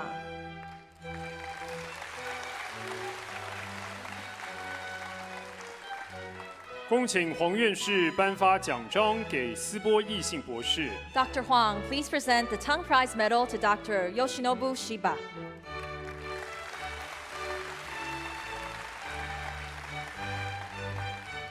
恭请黄院士颁发得奖证书。 Dr. Huang, please present the Tang Prize diploma.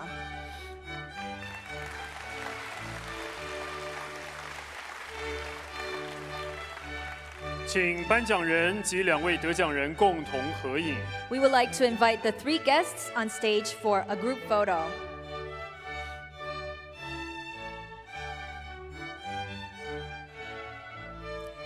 谢谢并恭喜2位得奖人，请语文所安博士留步，请黄院士及斯波义信博士先回座。 Thank you. Dr. Owen, please remain on stage. Dr. Huang and Dr. Shiba, please be seated. 有请语文所安博士致辞。 Now we would like to invite Dr. Steven Owen to deliver his remarks. I'm very pleased and grateful to accept the Tong Prize for Sinology.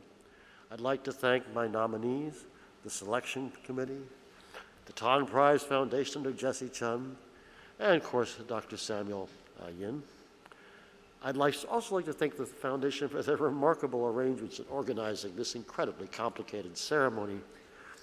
And of course, express great gratitude to Professor Wang Dewey for his introduction, and will now have to work twice as hard to live up to all the nice things he said about us. And I want to thank my wife, Tian Xiaofei, my companion in learning and love of Chinese poetry, and to George, who's sitting there with his video camera, small video camera, working away at this. This award is for lifetime achievement, but most of us, I believe, still feel very much in the middle of doing what we do. We might best look on this as a glorious and welcome interruption, after which we can go back and finish half a dozen tasks underway, and then get to the next thing we have in mind. The award makes us realize how much of one's life is bound up in what we do. The award is a gift to the field, a gift to every field, each of these fields. Not because it inspires competition among individuals, but because every other year, once every 2 years, the committee will receive nominations from the field from everywhere in the world and take stock of what has been done. It's a way to rise above our more parochial concerns and think broadly about what we do. Now, of course, Chinese studies became Chinese studies only very recently, Before the modern wartime came, it was actually just studies. Nobody ever thought of it, especially Chinese. Broadly conceived, it's a very old field. It has always had to continuously renew itself in order for the culture to stay vital. What we think of as knowledge is not as stable as often as we imagine. And old certainties have long often been collapsing in face of new premises. We can act only for our own time. The past is always under construction as we try to link new ages and new audiences to that past. Thank you very much. 谢谢宇文博士，也恭喜他，请回座。Thank you and congratulations to Dr. Owen. Please be seated. 有请斯波义信博士致辞。Now we would like to invite Dr. Yoshinobu Shiba to deliver his remarks.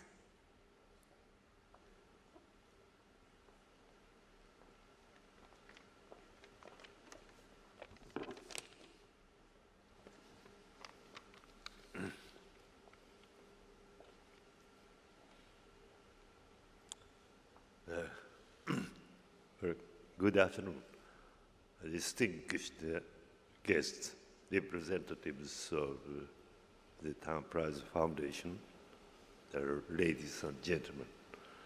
I am extremely honored to be conferred such a big award of the Tang Prize in the field of sinology for 2018.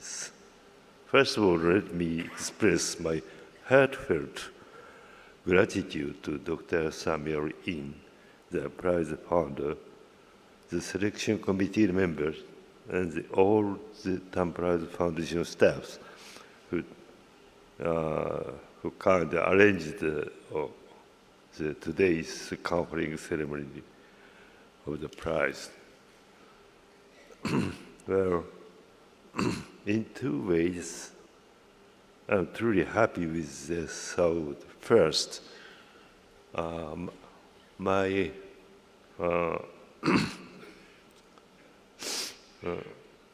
humble research, the theme is to reconstruct the social history of China.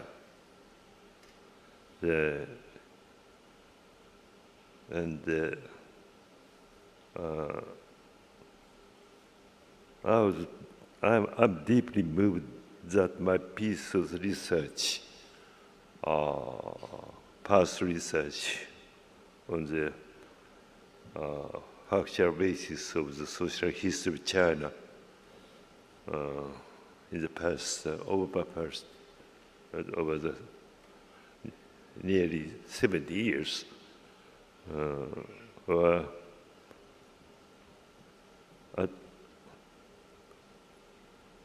internationally recognized here by the conferment of Tang Prize. My research was a result of the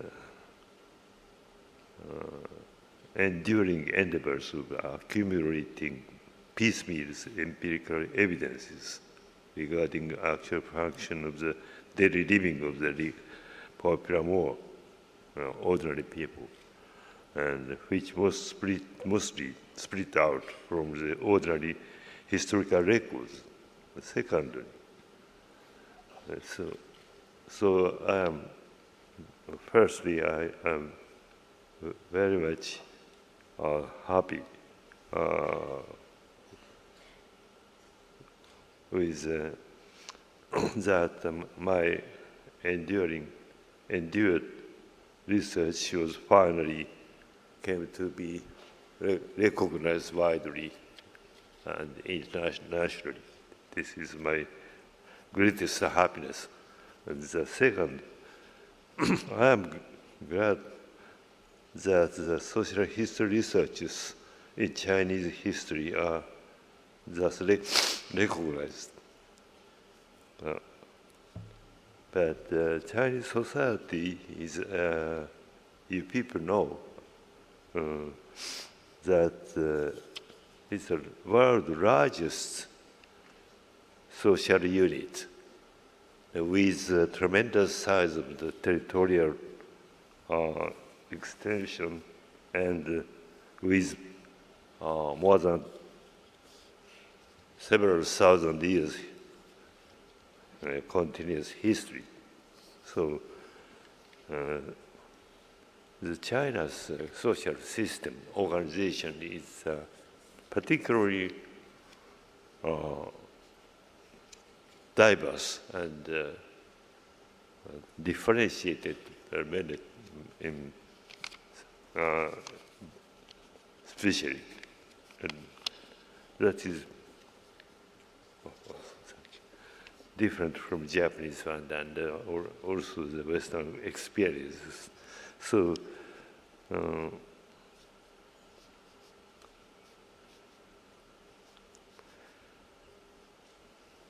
so I think that China's society is indeed a unique case in the worldwide comparison.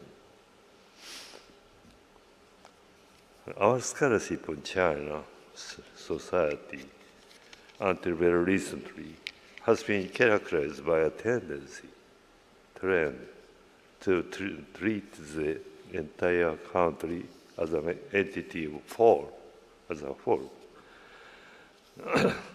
by a preoccupation with the center and with macro-level analysis, by a penchant trend for the general and readily generalizable.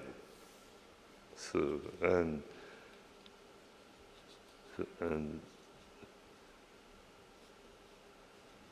but we keenly need for the focus on what is peripheral, local, or localities and regions.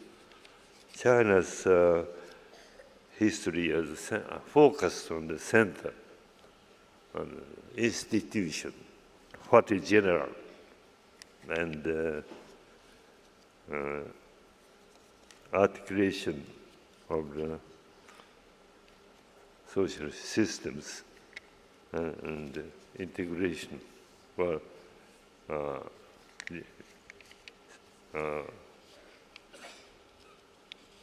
remain unexplored. But we keenly need for the focus on what is peripheral, local, and locality and regions.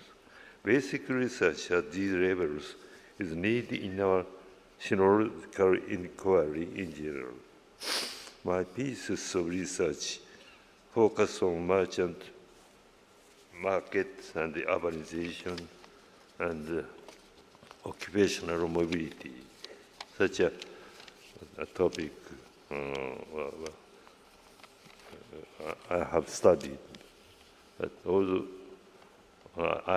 I try to make my research a coherent and satisfying form, some things dealt with must inevitably await fuller treatment in the future, and certain issues important to understand Chinese society have been deliberately played down.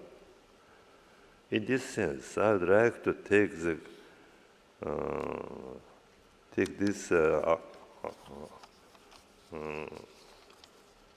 compliment of the Tang Prize to my prize as a positive encouragement of the social history inquiry into China's history.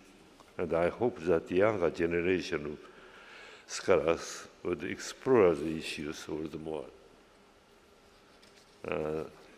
Furthermore, with that encouragement and advices provided by my teachers, senior scholars, colleagues, and friends, my work wouldn't probably not have appeared. So I would like to express special thanks to those whom I have benefited from them. Professor Dennis Twitchett of Oxford, Cambridge University, and Professor G. William Skinner, he's my collaborator, and also Professor James Tzu-Chen Liu. James Tzu-Chen Liu was a late professor at Princeton University, and he was a very good friend and encouraged me to develop this study in Song, China. Also, my deep thanks should go to Professor Sun Shi of the Wenhua in Taiwan, and Professor Yang Han-Chang, Professor Hou Ren-Tzu, Professors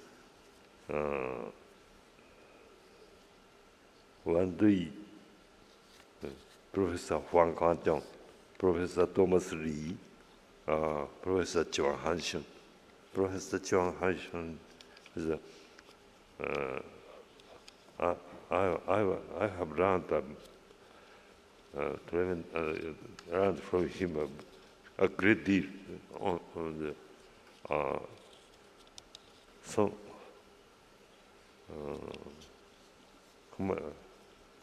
commodity circulation in the sometimes. His research was almost perfect. And also my mentor, university mentor, Professor Sudo Yoshiyuki, who was a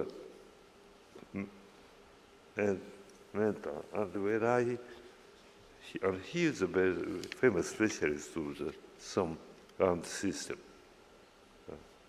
rural economy.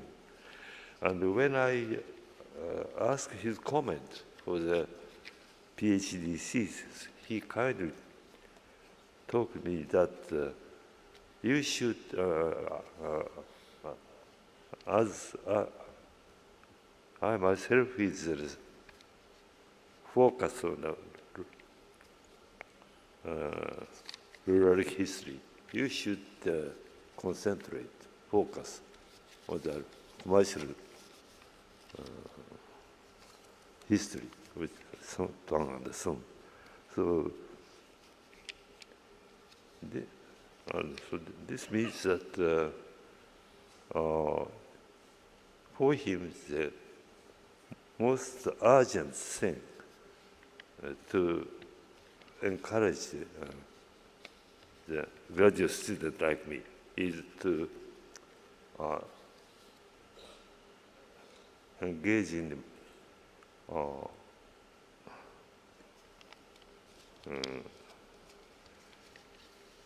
empirical research, and in it, it must be much convenient to divide the area roughly. Professor Sudo studied the rural problems, and he asked me to engage in the commercial history.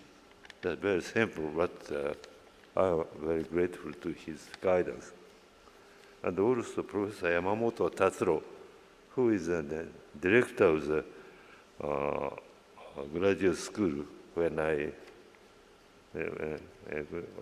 of the Tokyo University. When I asked him his comment about the PhD thesis and how to develop study, he immediately said that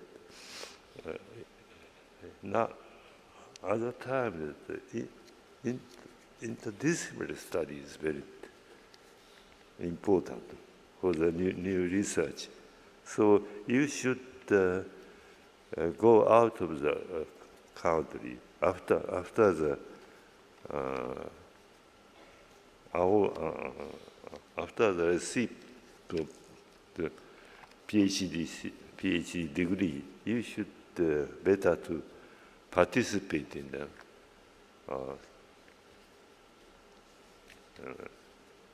symposium of the interdisciplinary types, and to learn much about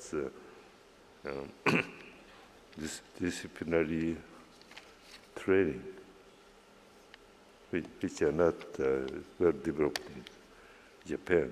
And so this is, so according to his advice, at the time, the professor very strict to the SOAS was there at the Toei Bunko. I asked him to read my draft of the thesis, and he kindly did it, and then told me that there is a very interesting conference organized by Professor G.W. Skinner of the Stanford University, and will be held in Boston. And this is a kind of the theme of the city in late Imperial China. Namely, the topic is an urbanization, and this topic is studied by specialists of geographer and anthropologists and sociologists and historian, and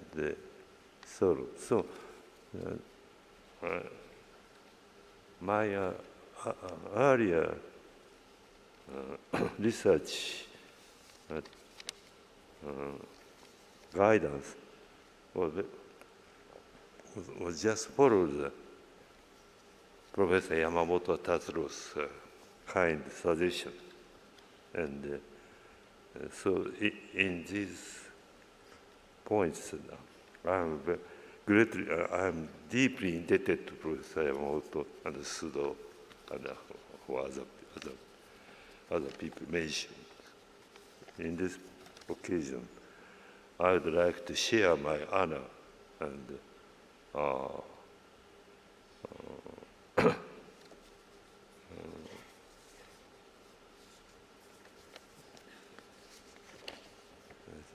share my honor and thanks to this prize with my teachers and friends and advisors and so on. Thank you very much. 谢谢并恭喜斯波义信博士，请回座。 Thank you and congratulations to Dr. Shiba. Please be seated. 唐讲所讲述之法治领域，基于人生而平等之信念，个人包括国家和国际组织接受法律之规范。唐讲提倡法律应兼顾正当程序与实体正义，为和平、人权、永续发展而奋斗，以追求人类及自然之共同福祉为最高目标。唐讲所设置之法治奖，系讲述对法治理念或实践有创新，进而对法治之实现贡献卓著之个人或机构。 The Tang Prize in Rule of Law recognizes individuals or institutions who have made significant contributions to the rule of law, reflected not only in the achievement of the candidates in terms of the advancement of legal theory or practice, but also in the realization of the rule of law in contemporary societies through the influences or inspiration of the work of the candidates. 唐奖第三届法治奖颁发给约瑟夫·拉兹。 The 2018 Tang Prize in Rule of Law is awarded to Joseph Rast. 各位来宾，有请保罗·克雷格教授介绍第三届唐奖法治奖得奖人。 Introducing the Tang Prize laureate in Rule of Law is Professor of English Law, University of Oxford, Paul Craig. Ladies and gentlemen, please welcome Professor Craig to the stage.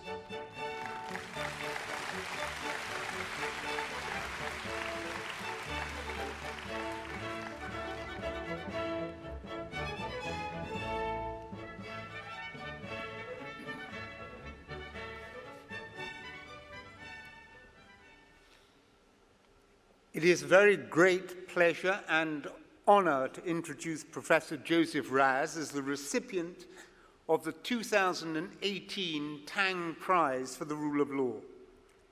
It is a testimony to his influence that he has written seminal works on a wide range of topics, including the rule of law, legal positivism, legitimate authority, normativity, reasons, and perfectionist liberalism. His contributions have taken the form of books, law review articles, book chapters, and prestigious lectures. These works continue to be central to the study of these central topics, featuring prominently on reading lists and in academic discourse. The scope of his contribution is exemplified by his published books, which include The Concept of a Legal System, Practical Reason and Norms, The Authority of Law, The Morality of Freedom, Ethics in the Public Domain, Engaging Reason, Value, Respect and Attachment, The Practice of Value, Between Authority and Interpretation, and From Normativity to Responsibility. He has, in addition, given numerous prestigious named lectures, such as the Tanner Lectures in 2001, the Storrs Lectures in 2003, the Hart Memorial Lecture in 2009, and the Quain Lectures of 2013. The books underpin Joseph Rast's deserved reputation as one of the most acute, inventive, and energetic scholars currently at work in analytic legal, moral, and political theory. He remains the leading exponent of legal positivism post-Herbert Hart, developing and refining the theory and responding vigorously to challenges. His work on the authoritative nature of law is the starting point for modern analysis, and so too is his contribution to the autonomy of law and the evaluative nature of legal reasoning, which has shed new light on the complex relationship between law and morality. It is a testimony to his intellectual power that Professor Rast has also written with authority and insight on political philosophy, as exemplified by his magisterial book on the morality of freedom, in which he advanced a theory of perfectionist liberalism in contrast to the more commonly espoused deontological or political liberalism. The commonality running throughout his body of work is the intellectual power and insight that Joseph Rast has brought to the relevant subjects. Analytical acuity, philosophical subtlety, and normative rigor are the hallmarks of his scholarship. It is this combination that have made his writings an invaluable source for anyone working in legal, moral, or political philosophy. These qualities are exemplified by his seminal article on the rule of law, written in the late 1970s and still essential reading for law students today. A core idea of the rule of law is that the government must be able to point to some basis for its action that is regarded as valid by the relevant legal system. This meaning of the rule of law is important, but perforce limited. Any law properly passed by the legislature would meet the rule of law thus defined. A further important aspect of the rule of law is that the laws thus promulgated should be capable of guiding one's conduct in order that one can plan one's life. Joseph Rast brought this important facet of the rule of law to life, and it is from that general precept that Professor Rast deduced a number of more specific attributes that law should have in order that they could be said to comply with the rule of law. Thus, law should be prospective, not retrospective. They should be relatively stable. Particular laws should be guided by open, general, and clear rules. There should be an independent judiciary. There should be access to courts, and the discretion which law enforcement agencies possess should not be allowed to undermine the purposes of the relevant legal rules. The rule of law thus conceived is, however, not concerned with the content of the law, whether the law is unjust or just, provided that the formal precepts of the rule of law are themselves met. Joseph Raz explicated clearly the rationale for that limit. We all agree that laws should be just, but the problem is that if the rule of law is taken to encompass the necessity for, quote, good laws, then the concept ceases to have an independent function. There is a wealth of literature devoted to the meaning of a just society and the rights which should subsist therein. Political theory has tackled questions such as these from time immemorial.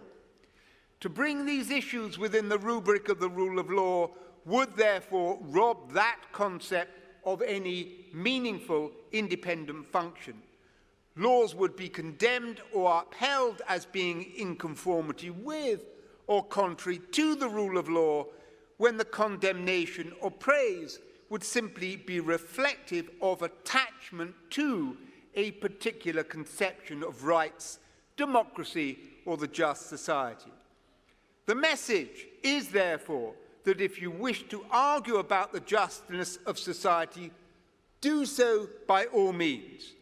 It is, however, on this view, not necessary or desirable to cloak the conclusion in the mantle of the rule of law, since this will merely reflect the conclusion which has already been arrived at through reliance on a particular theory of rights or the just society.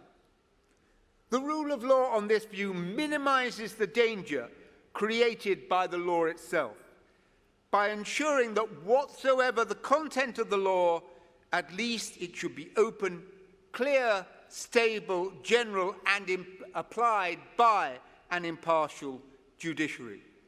This, in turn, is of value in the sense that even if the content of the law is morally reprehensible, conformity to the rule of law will often be necessary to ensure that individuals comply with the demands which the law imposes. Professor Raz continues to shed important insight on all topics on which he writes, and it is indeed an honor to introduce him as the winner of the Tang Prize for the Rule of Law 2018. Thank you very much. 谢谢克雷格教授，请回座。 Thank you, Professor Craig. Please be seated. 接下来，请看唐奖法制奖得奖人的介绍短片。 Now, a video about the Tang Prize laureate in Rule of Law.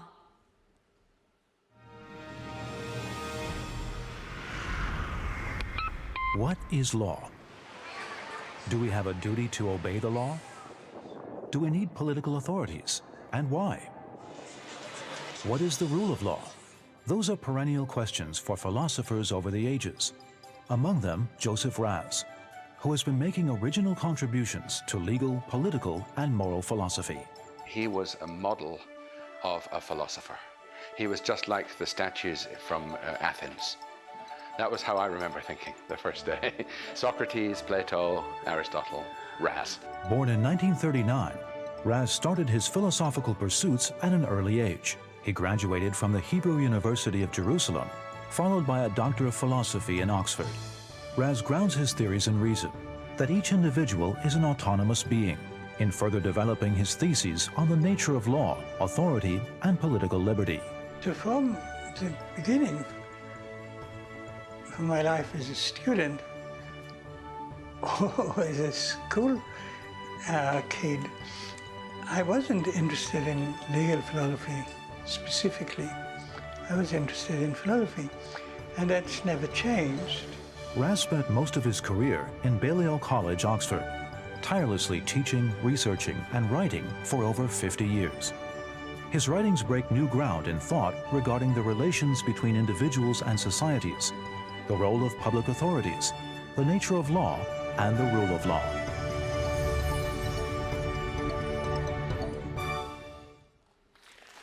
恭请唐奖第一届法治奖得奖人奥比萨克斯大法官就位，颁发唐奖法治奖。 I'd now like to invite 2014 Tang Prize laureate in Rule of Law, Justice Albie Sachs, to step forward to present the Tang Prize in Rule of Law.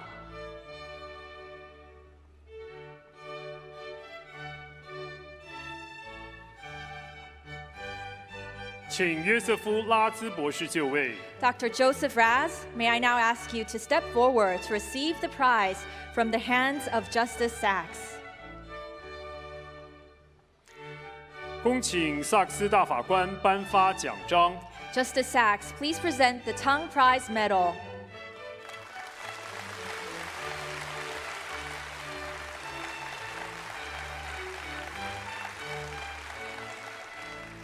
恭请萨克斯大法官颁发得奖证书。 Justice Sachs, please present the Tang Prize Diploma.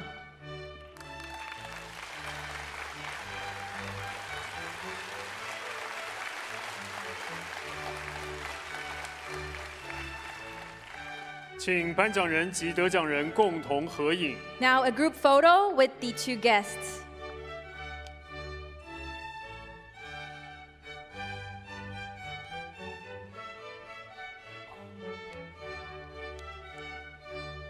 谢谢萨克斯大法官，请回座。 Thank you, Justice Sachs. Please be seated. 有请约瑟夫·拉兹博士致辞。 We would now like to invite Dr. Joseph Raz to deliver his remarks.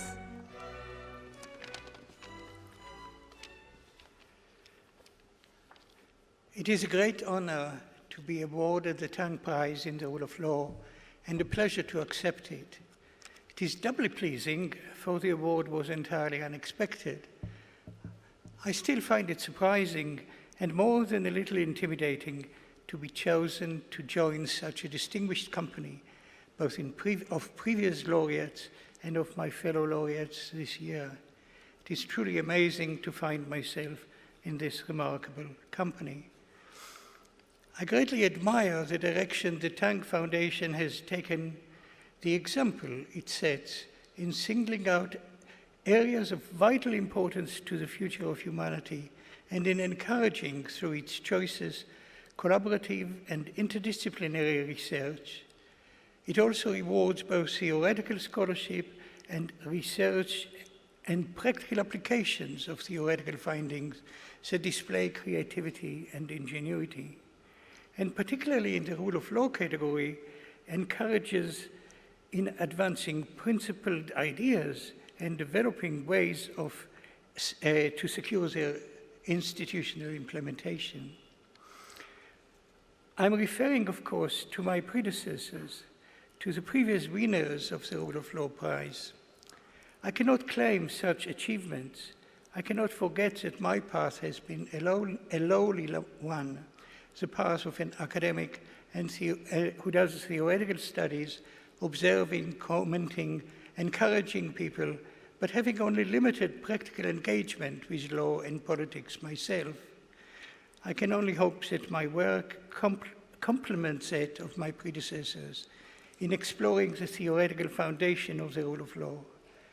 Exploring the rule of law broadly understood itself invites interdisciplinary approaches combining and merging law, politics, morality, and general understanding of societies and cultures nationally and internationally. It has always been my ambition, never fully realized, to keep all of those in mind in my work. I refer to the rule of law broadly conceived, for I assume that the topic is meant to cover reflection about the role of law generally, as well as about the rule of law understood as a distinctive virtue that law should possess. The law is the formal institutional aspect of society. Governments come to power in an existing social and legal culture and norms whose good sense, moral qualities, stability, and predictability are essential for the well-being of individuals and for their cooperative development. The rule of law understood as a distinctive moral doctrine is not about the content of the law, but about its mode of generation and application. The rule of law embodies principles that constrain the ways governmental action can change and apply the law. Conformity to it helps make government transparent, its aim and means understandable, and perhaps paradoxically improves its stability while at the same time opening it to change. Conformity to the rule of law secures a shared background which is, as I said, transparent, stable, and predictable, on which not only governments but each of us could rely in planning our lives, careers, research, individually and in our groups. And economic activity can be efficiently planned, and opportunities for corruption in public life are greatly reduced. Countries differ in their cultures and customs, in their beliefs, and in their economic organization. Conformity to the rule of law respects this diversity, even as it is manifested in the substance of the law. Being a moral virtue of the modes of government, structures, and procedures, it is a specific virtue of the law as law, and therefore a universal doctrine, albeit implemented in different countries according to their traditions. The universality of the rule of law unites cultures which otherwise differ, therefore providing a crucial framework for mutual toleration and cooperation, enabling worldwide cultural and economic exchanges, such as we hope to continue to develop. Thank you very much. 谢谢，并恭喜拉兹博士，请回座。Thank you and congratulations to Dr. Raz. Please be seated.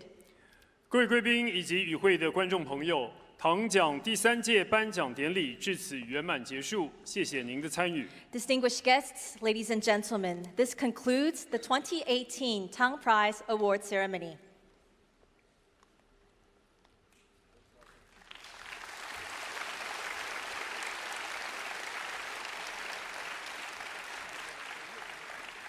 请各位来宾稍作片刻，最后我们还有长荣交响乐团所带来的音乐表演《莫扎特魔笛序曲》。To conclude today, we have the great pleasure of presenting to you again the Evergreen Symphony Orchestra, who will be performing Mozart's Overture for a Magic Flute to wrap up today's ceremony.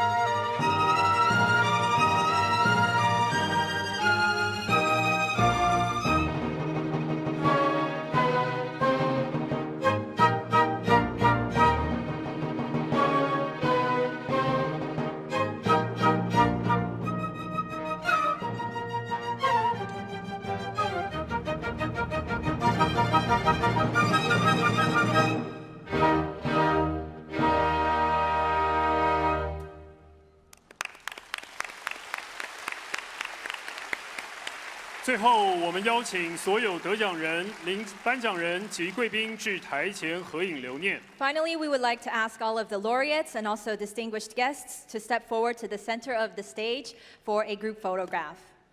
有请尹衍良博士至台前。Dr. Ng, please come forward to the center of the stage. 有请钱许召集人至台前。Dr. Qian, please come forward to the center of the stage.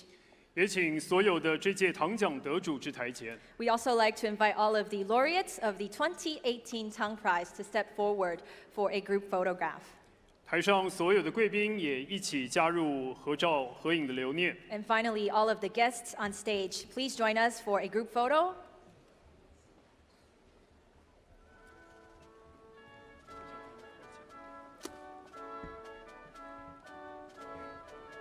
We'd like to ask you to stand closer together so that our cameras can capture you better.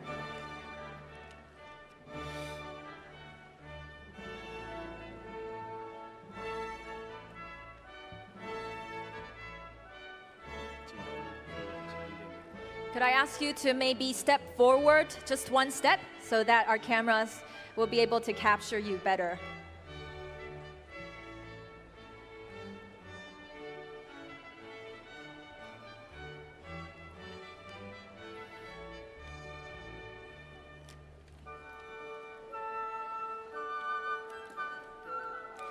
最后，再一次恭贺2018年唐奖得奖人。另外，也特别感谢您的参与，以及一直以来支持唐奖的朋友。让我们一起期待2020年的唐奖。 Once again, we would like to extend our congratulations to all the laureates and thank you all for your contribution. Our gratitude goes also to all of you who have supported the cause behind the Tang Prize. We look forward to seeing you in 2020. Thank you and goodbye.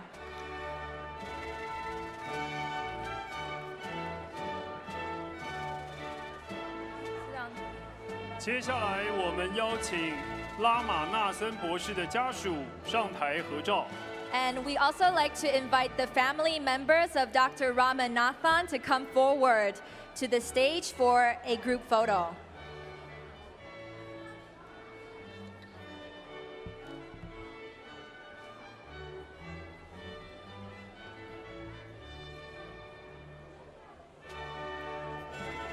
Hop. 我们邀请拉玛纳森博士的家属上台合照。 We would like to invite the family members of Dr. Ramanathan to please come forward to the stage for a group photo.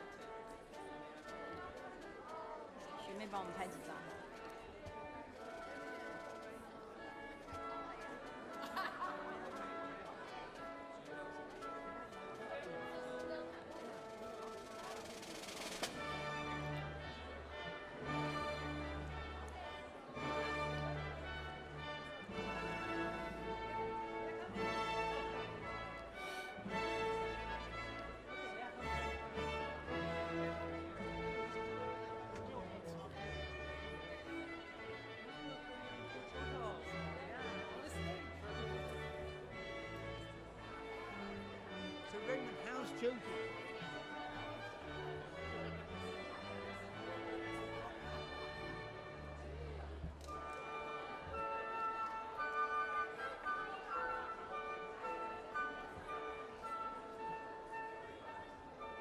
摄影吗？摄影有在准备吗？对啊，摄影没有在准备啊。他知道吗？